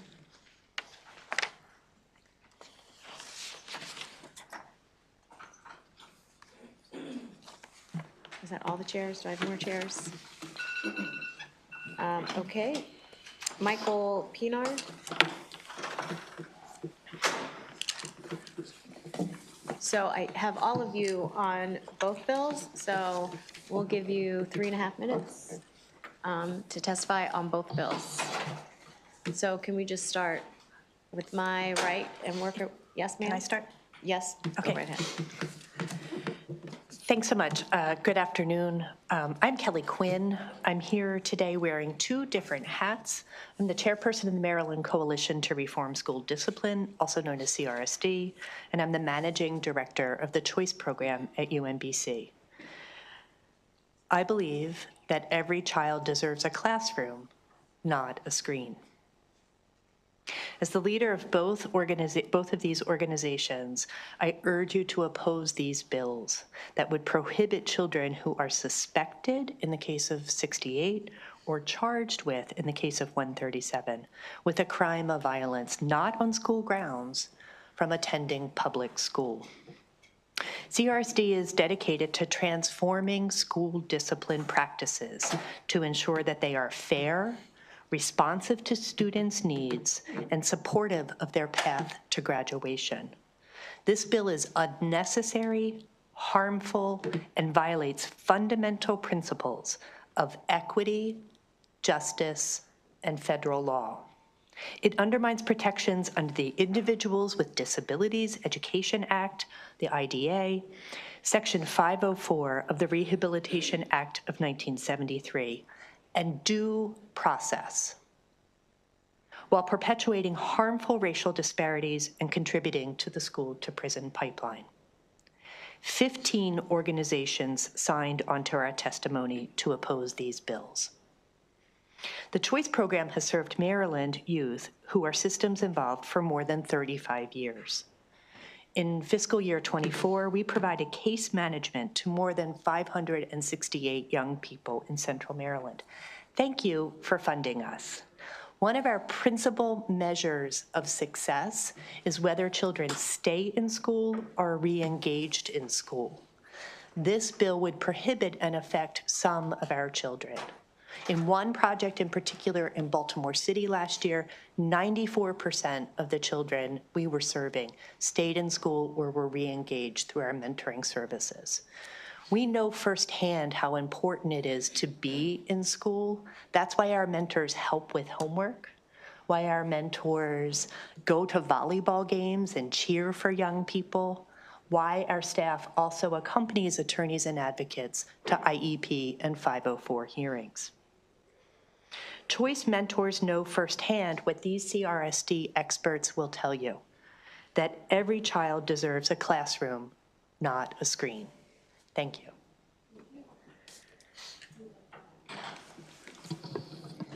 Hello, good afternoon, Chair Atterbury and members of the committee.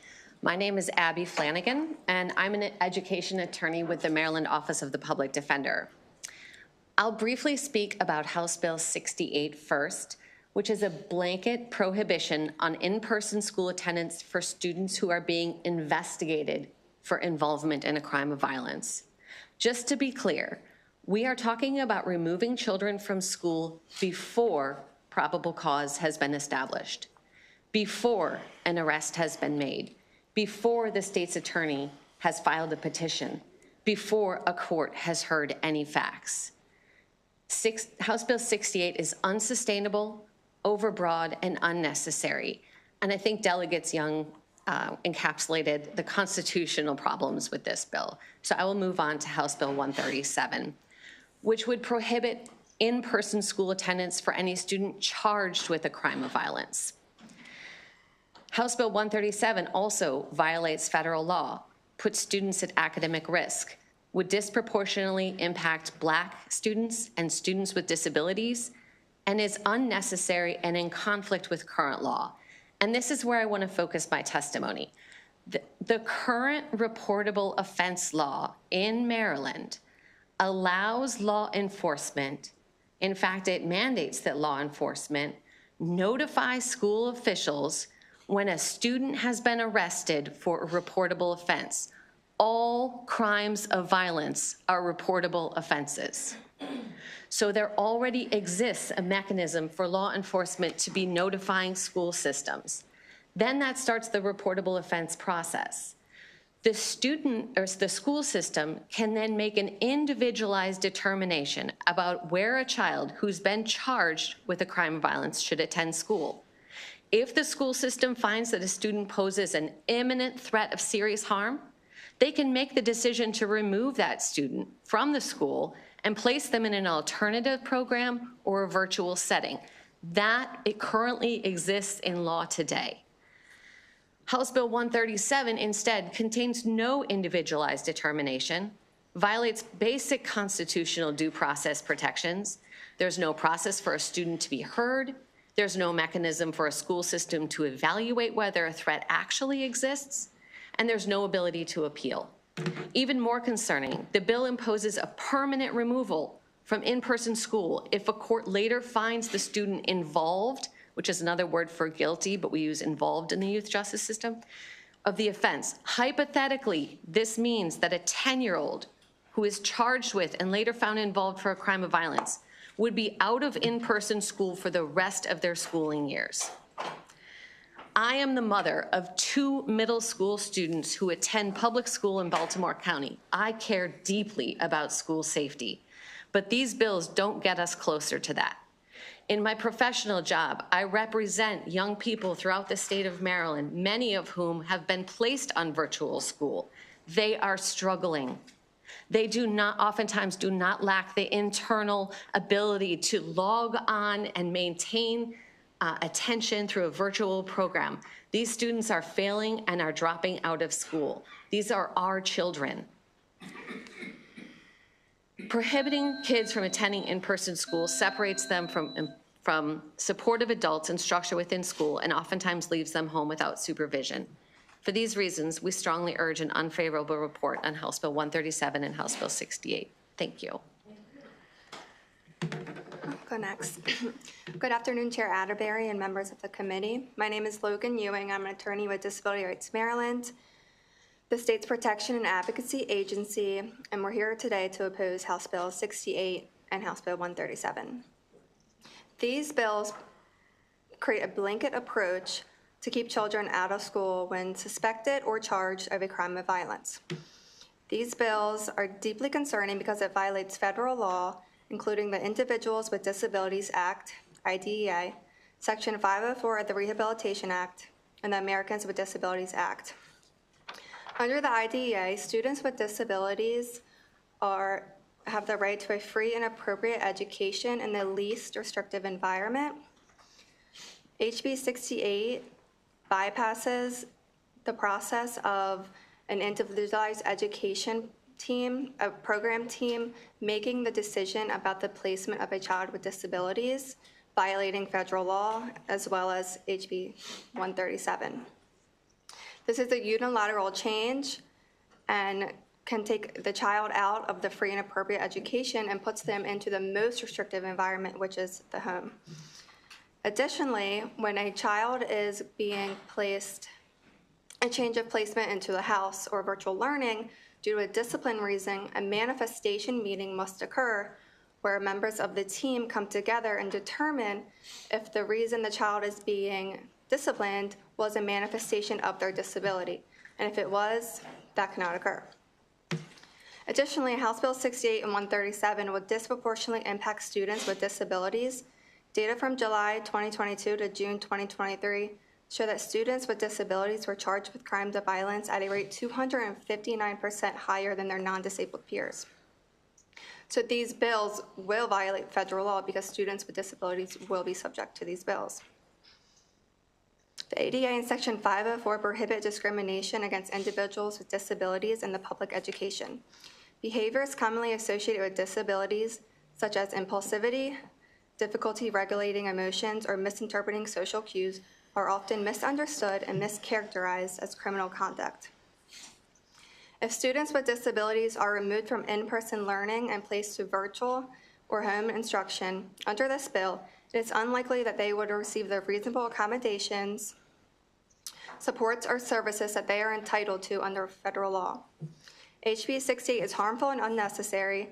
The existing reportable offense statute already provides schools with the tools necessary to address concerns while making the individualized decision about students. House Bill 68 and 137 duplicate these safeguards while creating unnecessary harm for students, particularly those with disabilities. For these reasons, Disability Rights Maryland urges an unfavorable report on House Bill 68 and 137. Thank you. Next. Chair Atterbury, members of the committee. My name is Levi Bradford. I'm an education attorney with the Public Justice Center. I specialize in discipline, advocacy, and representation. I want to talk today about who both of these bills would impact, what the reality is of the fallout of a bill like this. I work with a lot of data, so I'm just going to bring you some data today.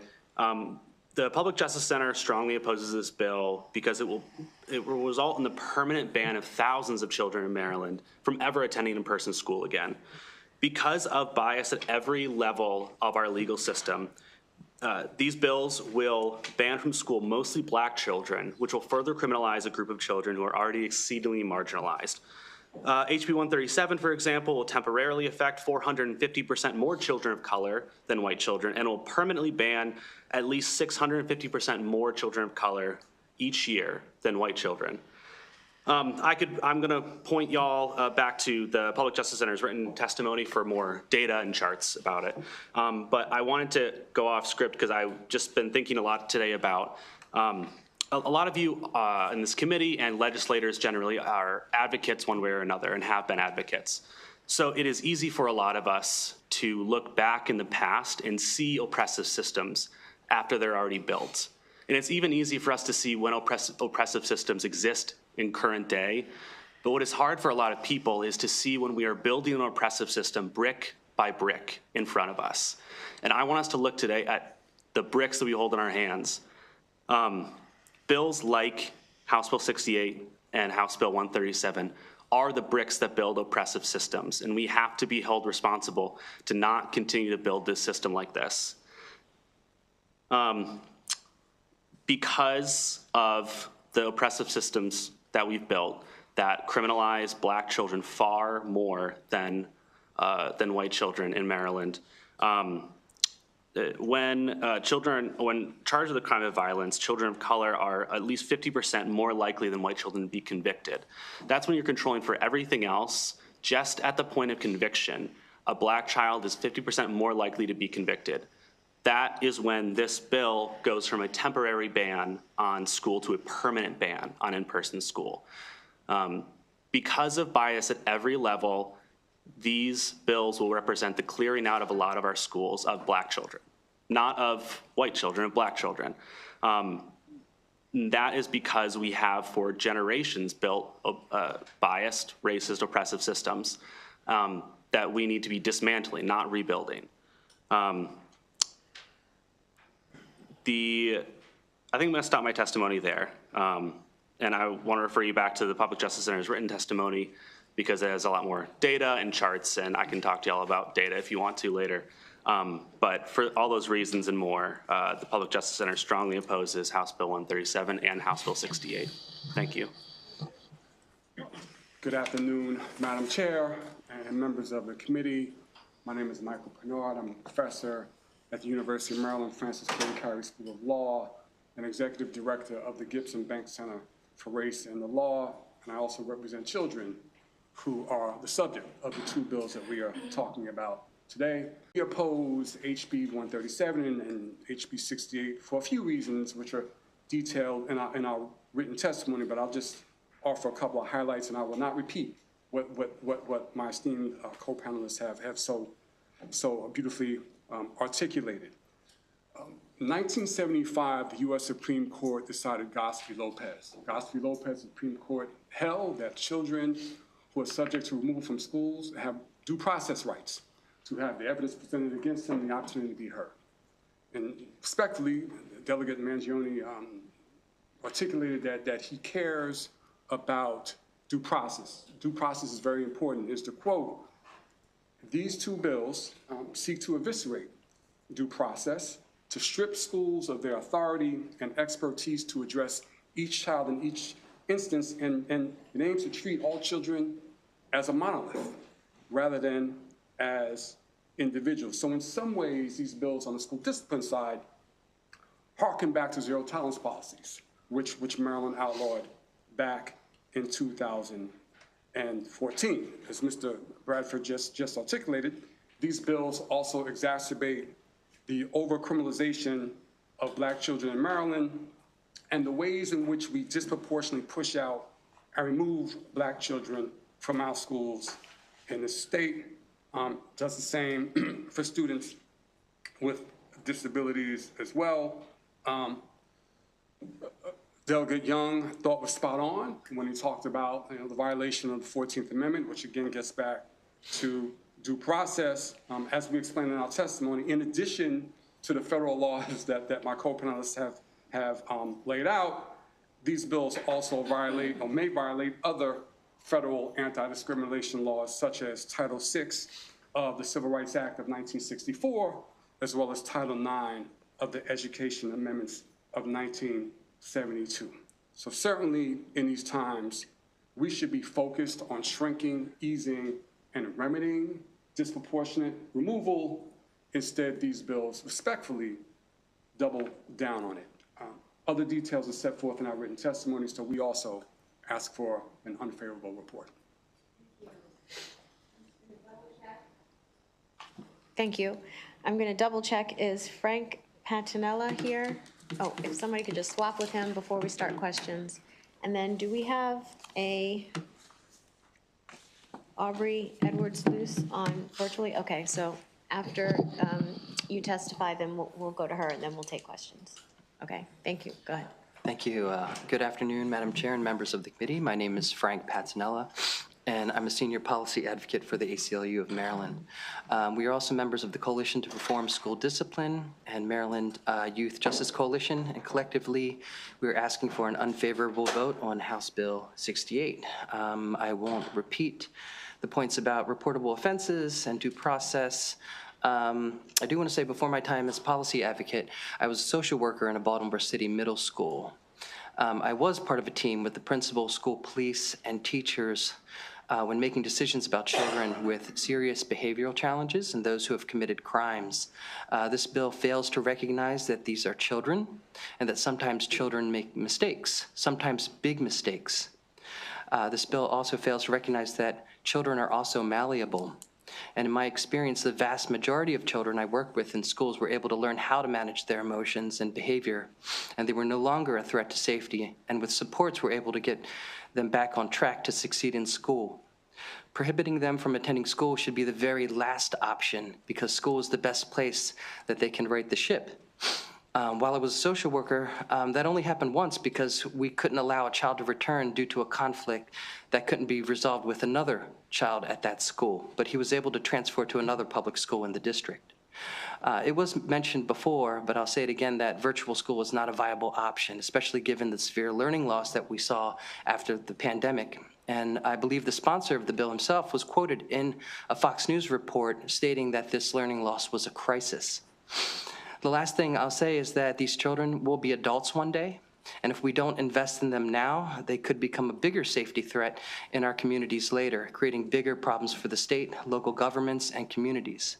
Keeping them in school and providing them with the necessary supports is in line with what the legislature has already endorsed in the Blueprint Plan, which is receiving significant state funding and resources for a variety of supports, including behavioral health. Let's not stray away from that promise now. Thank you. Thank you. And now we will go virtually to Ms. Aubrey Edwards-Luce. Lucy? Whenever you're ready.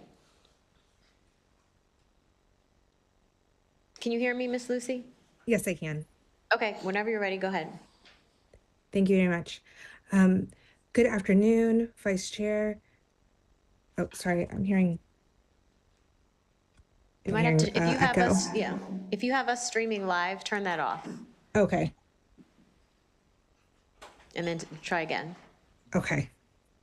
Thank you. Okay, yes, thank you very much. I appreciate that guidance. Good afternoon, Chair Atterbury, Vice Chair Wilkins, and the esteemed members of the Ways and Means Committee. My name is Aubrey Edwards-Luce. I am the Executive Director for the Sarah and Neil Meyerhoff Center for Family, Children in the Courts at the University of Baltimore School of Law. I submitted joint testimony with our sister center in opposition of HB 68. Our sister center is the Center for Criminal Justice Reform, also at University of Baltimore School of Law. And additionally, I am a resident of Prince George's County and a member of the Coalition to Reform School Discipline. Now, CFCC, we exist because we want to see communities where children and families are able to thrive without unnecessarily legal system involvement. And our sister center, CCJR, support community-driven efforts to improve public safety and address the harm and inequities that are caused by criminal legal systems. CFCC and CCJR strongly oppose HB 68 because this bill violates due process, raises significant concerns regarding the lifelong impacts that it could have on students, especially Black youth. It imposes an unreasonable risk to public safety. It violates the spirit and purpose of our juvenile justice system, and it will result in absurd outcomes for children. CFCC operates a truancy prevention program. We've operated it for about 20 years, and we're currently in 4 different middle schools in Baltimore City. And when it comes to students' attendance, we say that every day counts. And we don't say this just because schools are special buildings where students read books and take tests. We say this because Maryland's community schools are where students and their families have the opportunity to receive food, counseling, disability-related services. By banning students who have been suspected of committing a crime and violence, and banning them from school grounds, students will not be able to access essential services such as a meal or speech therapy or cognitive behavioral therapy. You can wrap up. Go ahead and wrap up. Thank you.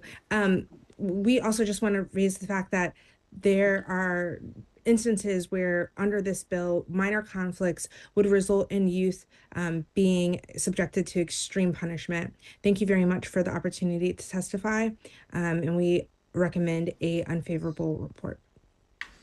Okay, thank you. And we have several questions. I have a couple that I want to start with. So all of you, thank you for being here. Ms. Flanagan, you started off talking about we have a reportable offense statute currently and that there is a process. And this committee is going to see a couple bills related to the reportable offense statute this session. I'm familiar with it. I'm an attorney. I never practiced in that area, but I did spend 7 years on judiciary, so there you go. I think it would be useful if you could just briefly describe what the process is supposed to be. And I say supposed to because there has clearly been a breakdown, and we have seen that and what we've heard today from the victim's mother and from a couple other instances on the news. But if you could just describe to the committee what is the current law and what is supposed to happen, please. Sure. And I'd ask any of my colleagues to jump in if you hear anything that I'm missing. So under Education Article 7303, that's where the reportable offense statute is found. What happens is there are a number of offenses which are enumerated. Crimes of violence are included. That's 21 different offenses and additional offenses in that reportable offense statute as a large group of crimes. If a young person is arrested for any of those, it starts the process where law enforcement is supposed to, within 24 hours or a reasonable period of time, notify school officials. And I believe there's a designation there. You don't just call the school and leave a message with the secretary. There's a process. You notify the school system of the reportable offense. The school system then convenes a meeting with the child and the child's family, and they discuss the incident. So they have the information about the charge, and they know these kids. Our schools know our kids, so they know kind of what else is going on there. And the determination that they make at that meeting is whether the child poses a serious risk, whether there's a serious risk of imminent harm by keeping that young person in the school. If they find that there is that risk, they have the ability to remove the child to an alternative in-person placement or a virtual program. And as the case moves along through the youth legal system, the school then can get an update. So when there's after a disposition, which is another word, it's sort of like sentencing in the adult court, but disposition, after disposition, the state's attorney then also notifies the school system about what happened at the disposition. So the school is being kept abreast of what's happening as the case moves along, and the school can hold another meeting and make another determination. Okay, and is each jurisdiction different in who the reportable offense designee is when the state's attorney contacts the school or the superintendent, or is it supposed to be uniform in every jurisdiction? That's a good question that I can't 100% say who that person is. Is The anybody law else? says it's either the local superintendent or the school principal. Say that, can you It's- get I'm a little sorry. closer to I'm the sorry, mic? the mic is so far from me. Okay. So the law says it's either the superintendent or the principal of the particular school. Okay. Now, and this could be for anyone, just one person. Could you talk about the timeline when we're talking about, and I'm not even talking about 68, House Bill 68, it's just somebody identified as having done something. Let's talk about 137. Can you kind of describe the timeline from charging to whatever other processes in between to trial, if they go to trial, or to sentence and sentencing, to a final adjudication? Like, what is that timeline like, and in terms of how long a child will be in an alternative placement? So You can, I'm sorry, you can give an example from your own casework if you like. So I practice on the education side of things now, so I do special education, school discipline, but I used to be a line attorney and did this work previously. So the idea of the youth legal system is that it moves rather quickly.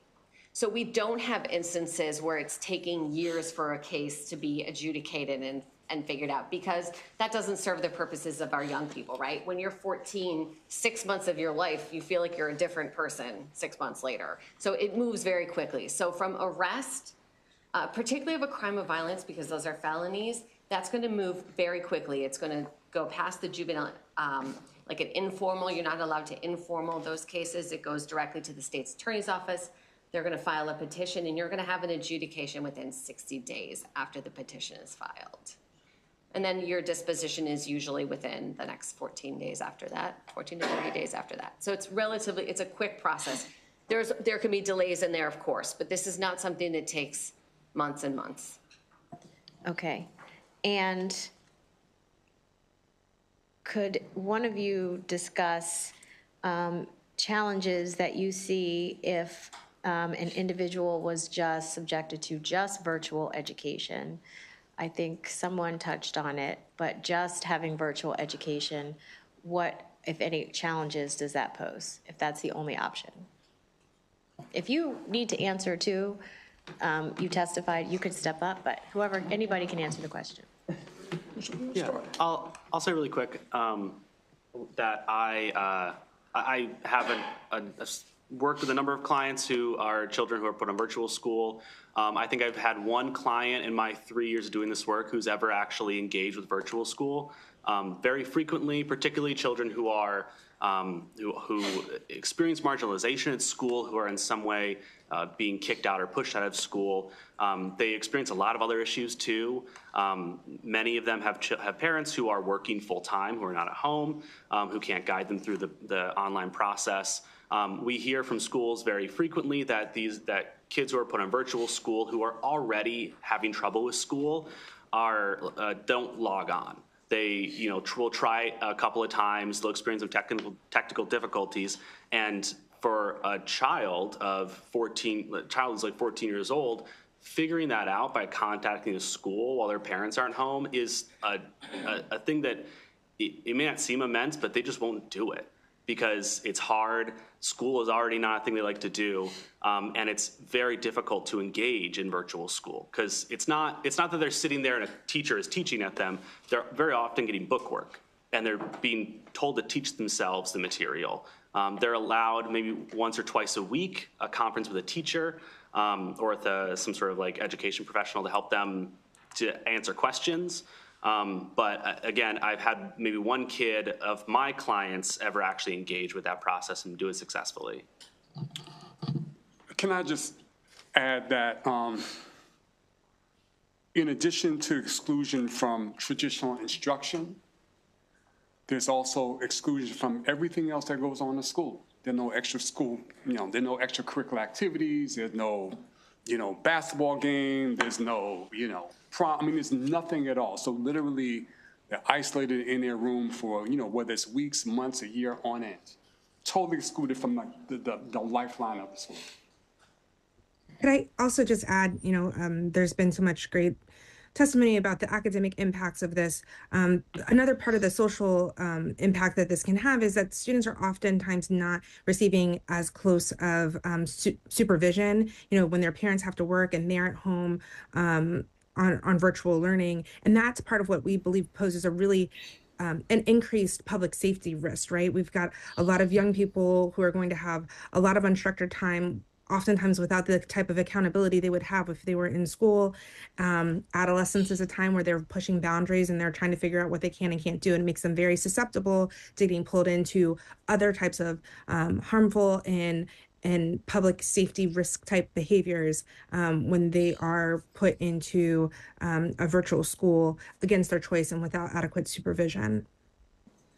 Also, real quick, students with disabilities get related services in school, like occupational therapy, physical therapy. How can you do that through virtual learning? You can't. Okay, thank you. Now, Delegate Griffith. Thank you, Madam Chair, and thank you for being here. And this is obviously a topic that I'm also helping take up, and I appreciate it. There's a lot of conversations going on around trying to find a solution to this problem. And I hear a lot of conversations about students with disabilities. I have a son with severe autism who's in the STRIVE program. I'm on the board of the ARC. I was the ARC legislator there in 2021, and my greatest fear every day is having my nonverbal child sexually assaulted and not being able to articulate that. So I always get very, very concerned when people talk about the impacts of students with disabilities or other students who commit crimes of violence being able to be in schools with nonverbal children who can't support themselves. So we got to make sure we're balancing the perpetrators versus the victims here when we talk about students with disabilities. So let's make sure we're looking at that. But there's a comment, and I'm so sorry, ma'am, I didn't catch your name. The first individual who spoke. Kelly Quinn. Kelly, would you mind coming to the microphone real fast? You made a comment, and obviously we got to unpack the Walter Martinez matter, where an individual who was the prime and sole suspect of a brutal rape and murder of an autistic woman, and they were just waiting for the DNA evidence to return before they could formally charge him. And during that time, he was allowed to be in school with other students with disabilities, vulnerable students, where he could have very well committed another terrible act of violence again. But move past that. In your testimony, ma'am, you said something that I did find alarming. You had said that even children charged with a crime of violence should still be allowed in school. So in the situation with Walter Martinez, after he'd been charged with DNA evidence, insurmountable evidence, that he was the murderer and rapist of a brutal murder and rapist tied up a 21-year-old autistic woman, do you believe he should still be allowed in school with other students? I'm very sorry for the loss of Kayla, and I'm very sorry for Ms. Nobles coming today and sharing her story, sincerely. And I also believe in due process. So you believe a student who'd been who'd charged with DNA evidence by the FBI of brutal rape and murder should be allowed in school with other students, vulnerable students? I believe in due process. Thank you very much. I appreciate it. Thank you, Madam Chair. Delegate Griffith, could I just address that question? I'm sorry. I just want to say that upon a charge like that, you would have an arraignment in juvenile court, and a judicial officer would hear those facts, and you could absolutely be detained. I 100%, you're absolutely correct. There is a process for that. I was just curious if the witness would be opposed to that process we currently have in place. Thank you. I'm not opposed to that process being in place. Delegate Miller. I wasn't expecting to go somewhere. I know. Thank you, Madam Chair. I was not expecting to go. A couple things. First of all, we have hundreds of parents in Frederick County and Montgomery County that are fighting to save their virtual school. It is an amazing program. It is a synchronous program. I would highly encourage you to educate yourselves, because there is about 30 to 40% of students with IEPs and with 504s that are receiving incredible services from that program, and they are very upset about losing it. So we have virtual options. What you were saying about maybe that students not being engaged, that is completely different than the virtual schools not being able to meet their needs. needs versus a student just not logging on to meet their need. Those are two very different things. So there's that piece of it. The other piece is we have, and I would encourage you to read Pazam's testimony as well. There are, yes, with reportable offenses, there are many of us that are trying to close known loopholes in that and known gaps in communication. And we are going to continue to fight for our families to make that process a lot better and a lot stronger than it is right now to protect our students. So given all of that, you guys heard Ms. Noble's heartbreaking testimony, and you guys have given your testimony, which I heard and received. And I just have one question, well, two questions that I would like you to each answer with a yes or no, if possible, and everyone who gave testimony.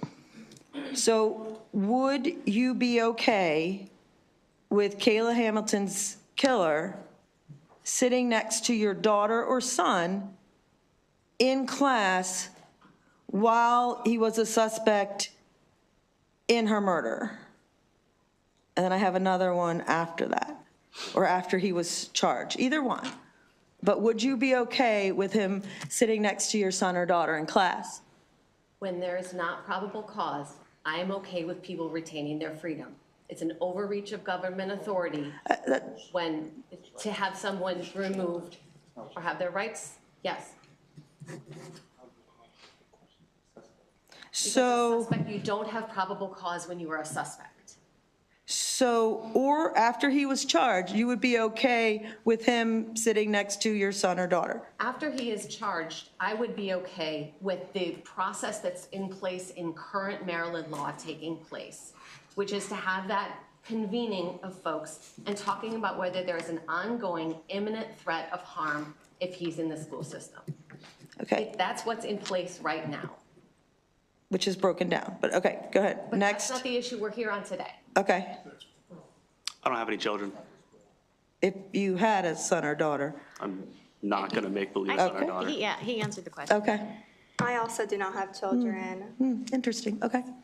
Okay, we don't, that's not necessary. I'm sorry, Madam Chair. That was not necessary. Okay, I'm sorry, we've Madam Chair. had one answer to the question. Next, do you have any other questions, Delegate? Yes, so then if something did happen to a child that was in the situation that where they were harmed, where there was either a suspect or someone who was charged that was in the school, even if proper process had been followed, what would you say to the parents?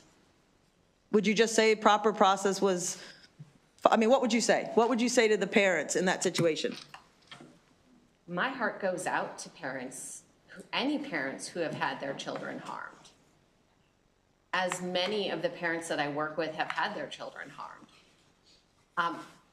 My role here today is to talk about the legality of these bills, not responses to parents whose children have been harmed.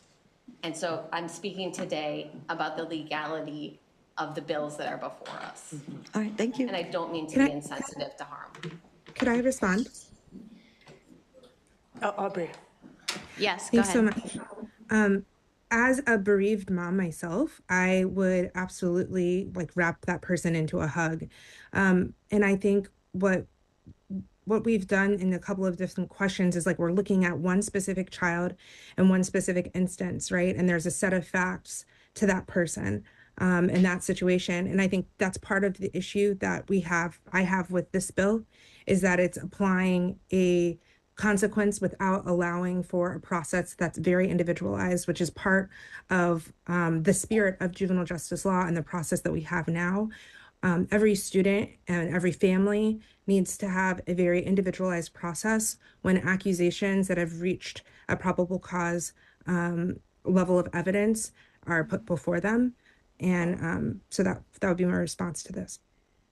Thank you. Just, similar. That's why these conversations are very important.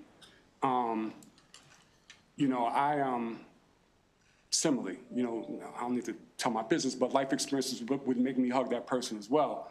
I'll also say that I have a 17-year-old black son who's a senior in high school in a public school in this state. And I worry about him being over-criminalized in schools, right?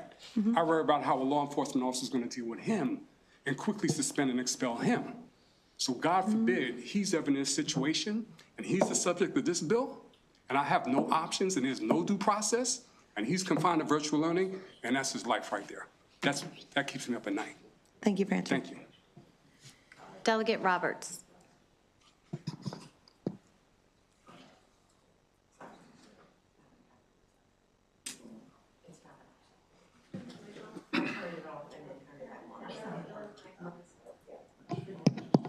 Is that me? Can you hear me?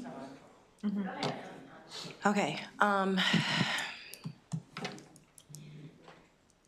This is a very tough conversation to have. Okay. I am a mother of a 13-year-old daughter in public school, and I've raised my son in the public school system. I'm also an aunt of a nephew who was beaten to a pulp, had to have reconstructive surgery at Bowie State University.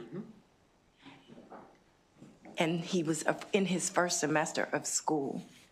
And he was afraid to go back to school. He couldn't go back to school because of what happened to him. And the gang jumped him, okay?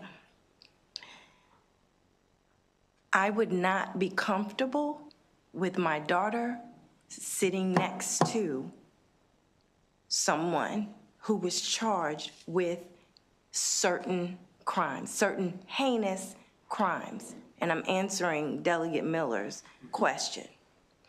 And if he, her, whomever was sitting next to her, I would remove her. Okay, Delegate the Roberts, school. you're not answering our question. We don't answer questions here. No, I'm sorry. I'm sorry. You can pose a question to one of the individuals here if you like. I'm making these points for a reason because I too care and love all kids, even the ones who commit crimes. The reality is all Black kids are not the ones committing crimes. So it's not just settling to one race. I understand that these conversations are really, really tough, and I see both sides. So my question to you all is, if not this bill, what? What would you accept? Is there anything that you would accept or suggest or provide a solution so that our kids can be safe? Yeah, can I answer that? Yeah. Our process keeps children who commit murders out of school not all the time, because murders don't happen all the time, but almost every one of those kids is out of school, is kicked out of school for safety reasons, for suspension, expulsion, by being detained.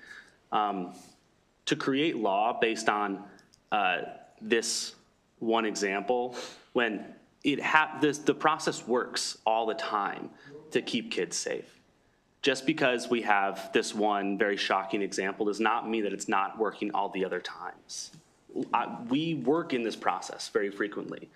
And there is a process by which school administrators can immediately suspend a child if something happens, when they get notification of a charge or an arrest.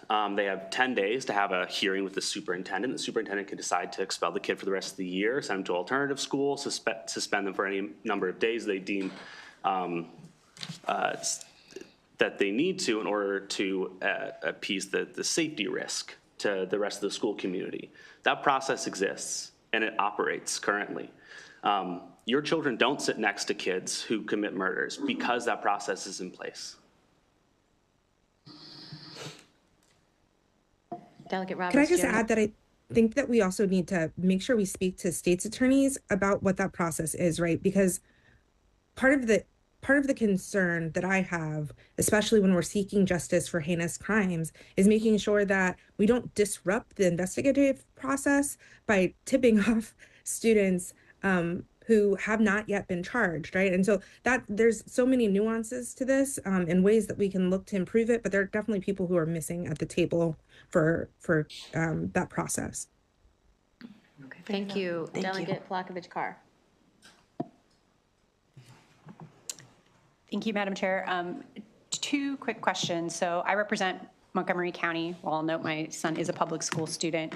MCPS actually eliminated its virtual school program last year as part of cost-cutting measures. I'm curious, can any of you speak to what are the other 23 districts doing at this point? Do they all still have virtual schools, or are there other districts in that position? And that's okay if no one has an answer to that. I'll say that I want to get back to Delegate Miller's point also. Thank you for that. I can't speak authoritatively about what's happening in the other 23 jurisdictions. I think the key difference for those families who are fighting for it in Frederick and Montgomery County and other jurisdictions as well is that they are voluntarily opting in. And virtual school does work for families who are highly engaged, highly motivated, and have the access and the supports to make this happen. And I understand why those families in your jurisdiction would do that.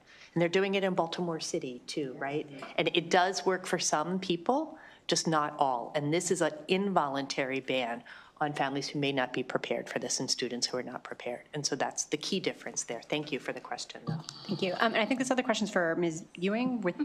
Okay, I want to make sure I had your name right. So I'm hoping you can speak to, so under the Federal Individuals with Disabilities Education Act, and you made a very clear case for how this bill would be in violation of that federal law. What would the potential consequences be for Maryland? Would we be looking at potentially losing out on federal funding if something like this was in place? Yeah, all schools that receive federal funding have to follow the IDEA. Okay, thank you all for being here very much. That concludes the hearings on House Bills 137 and House Bill 68, and that concludes the bill hearings for the Ways and Means Committee.